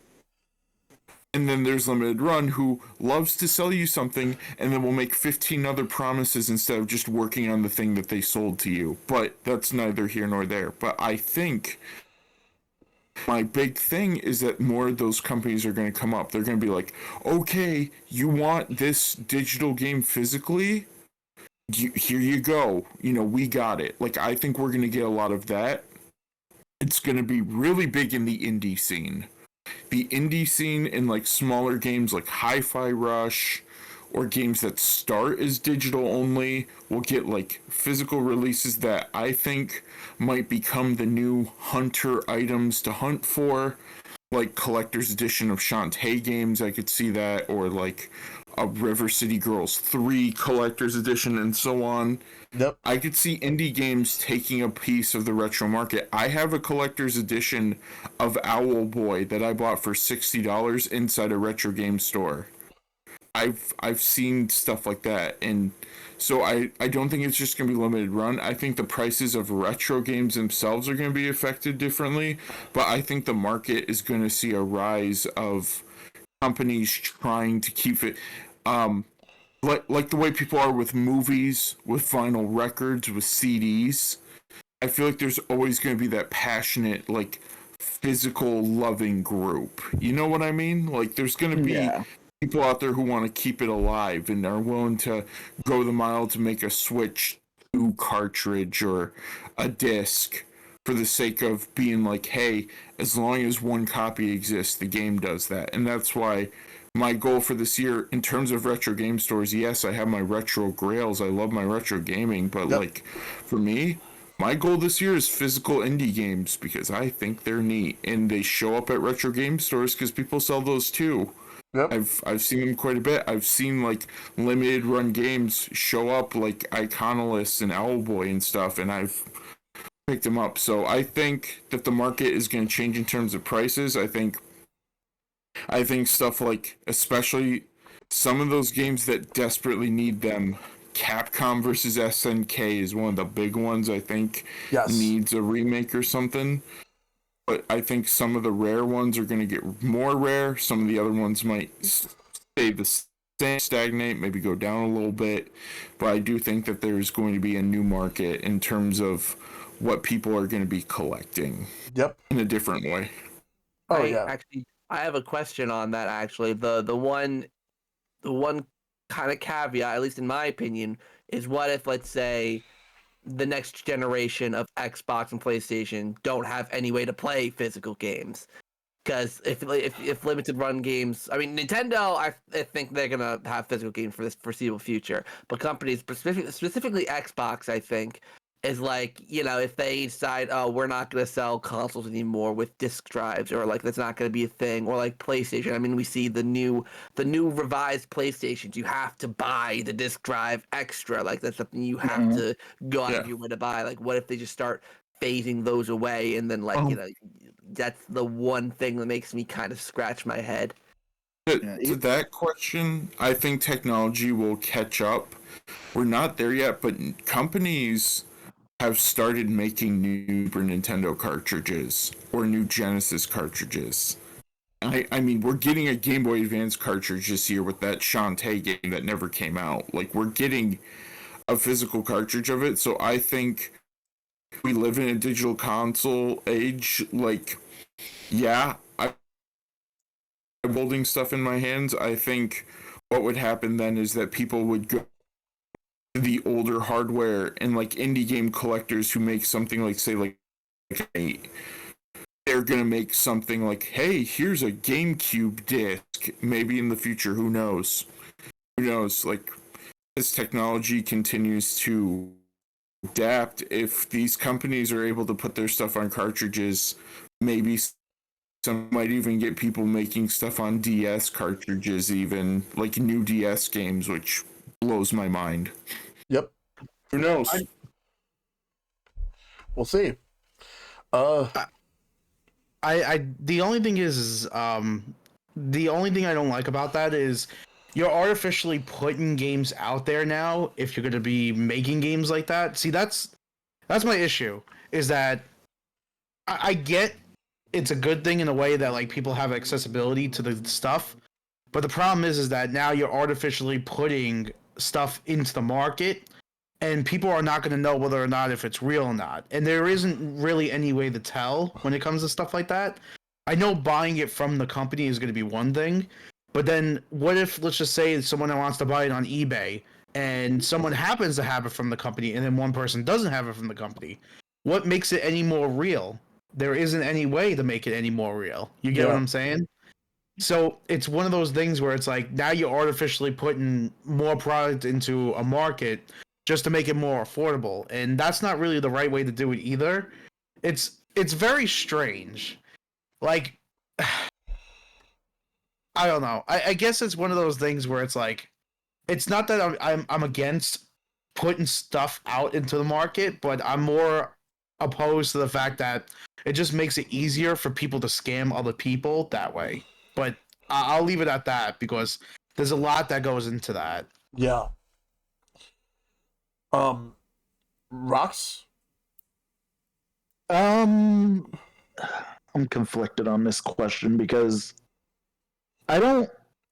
A part of me doesn't like. What do I think it'll look like in the? A part of me thinks that it won't change too much, but the other part of me is just it believes that it will change, just not.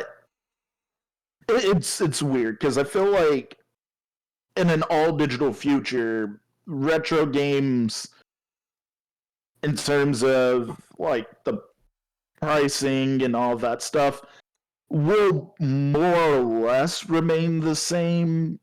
Though in certain instances, the yeah, I guess overall, I just feel like it won't change too much. Like it'll change, but not as much as we feel it might. I don't know. Yeah. I don't know. It's a good question. I'm just kind of conflicted on it.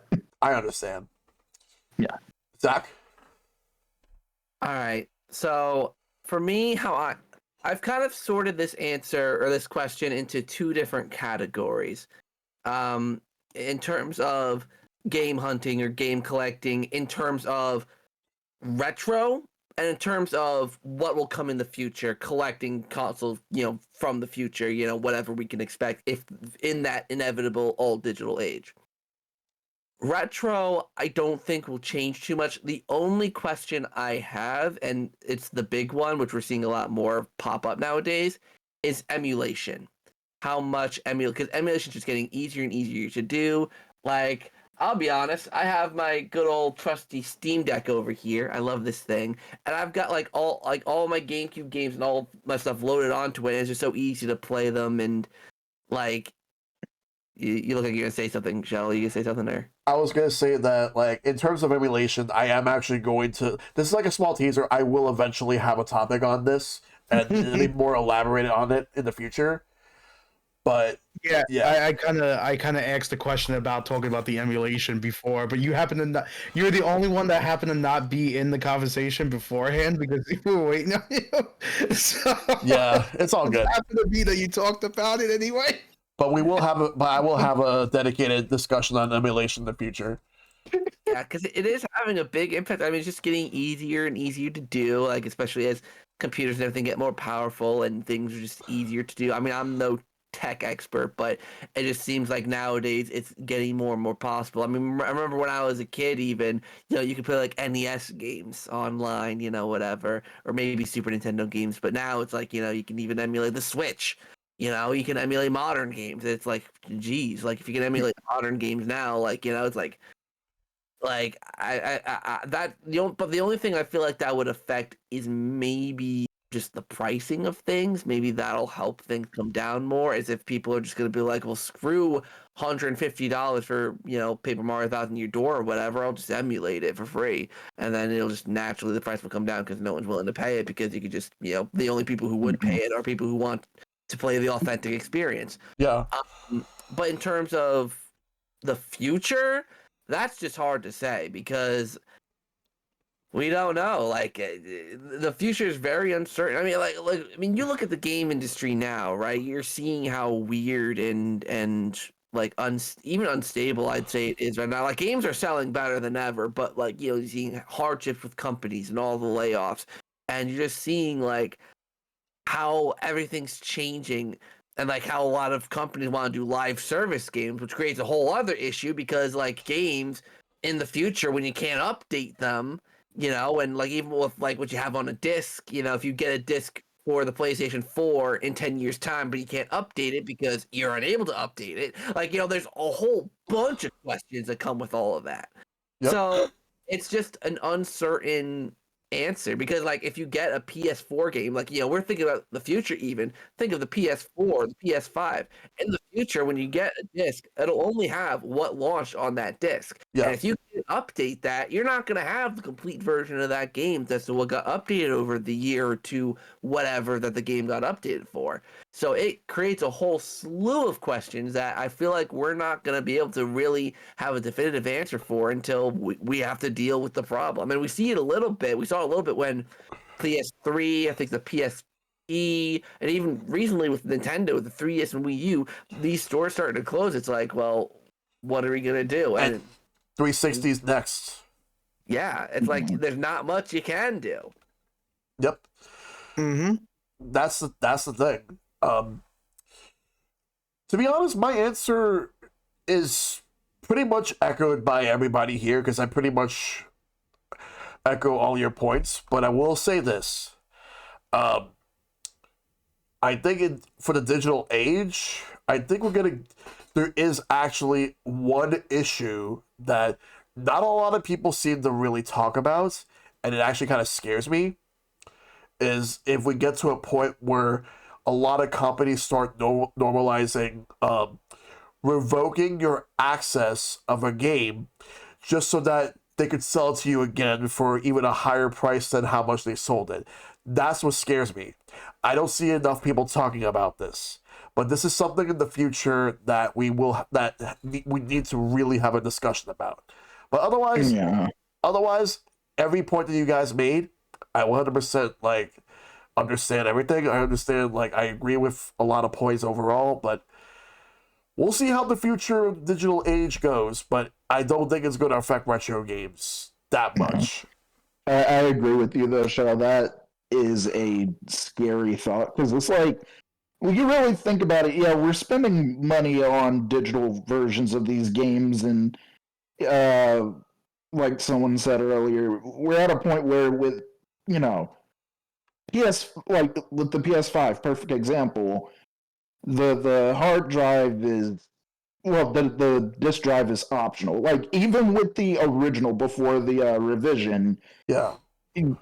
people were buying the physical PS5 only to remove their disk drive because it's not even properly connected to the console. It's just kind of in there. Yeah.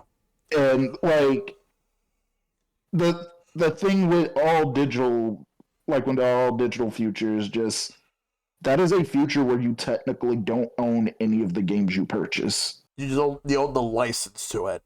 That's it. That question came from Retro Gaming Backlog.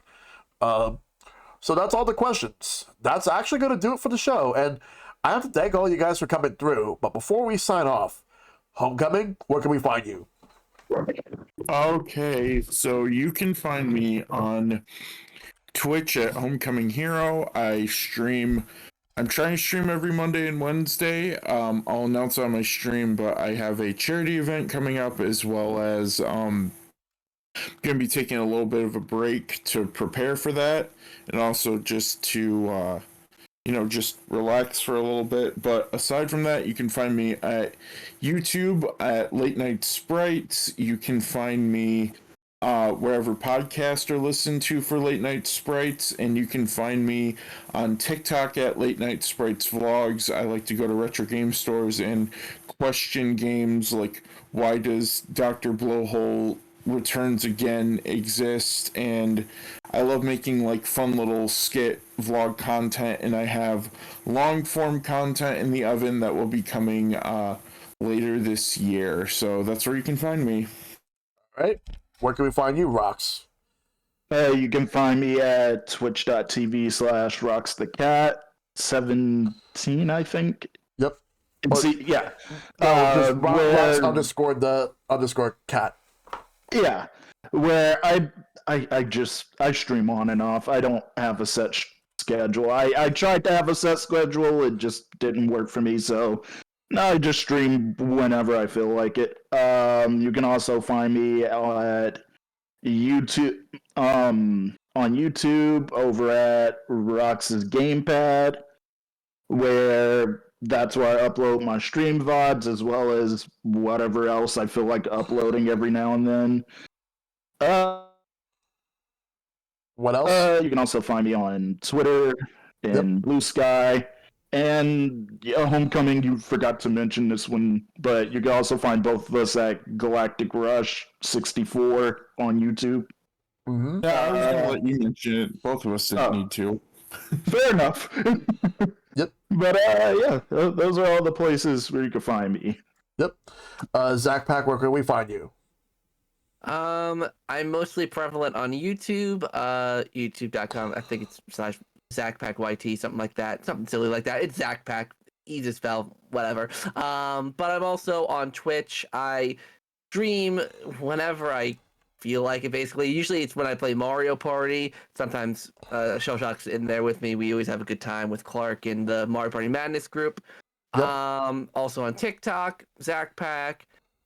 Twitter/X, also ZakPak, or maybe ZakPakYT as well. And yeah, that's basically it. I don't think I'm missing anything. Yep. And Yoshils, where can we find you? You can find me at Yoshils on Twitch TV. I stream on there pretty often. I try to do about 3 to 4 times a week. I don't have a set schedule though, because my job is very weird, because I could just get overtime on that day when something happens. So it depends, but I do play a plethora of games. Right now I'm playing Dragon Ball Z Kakarot. Funny enough, well, not funny, but the creator of Dragon Ball did pass away while I was actually playing it. So I want to finish that game first, and then I'm going to be playing Chrono Trigger at one point because of that, because that's also another game he's actually played. And I never beaten Chrono Trigger. So I want to try playing that and beating it on stream for the first time ever. Yep. So look forward to that if you want to watch my streams. All right. Sounds very good. Thank you.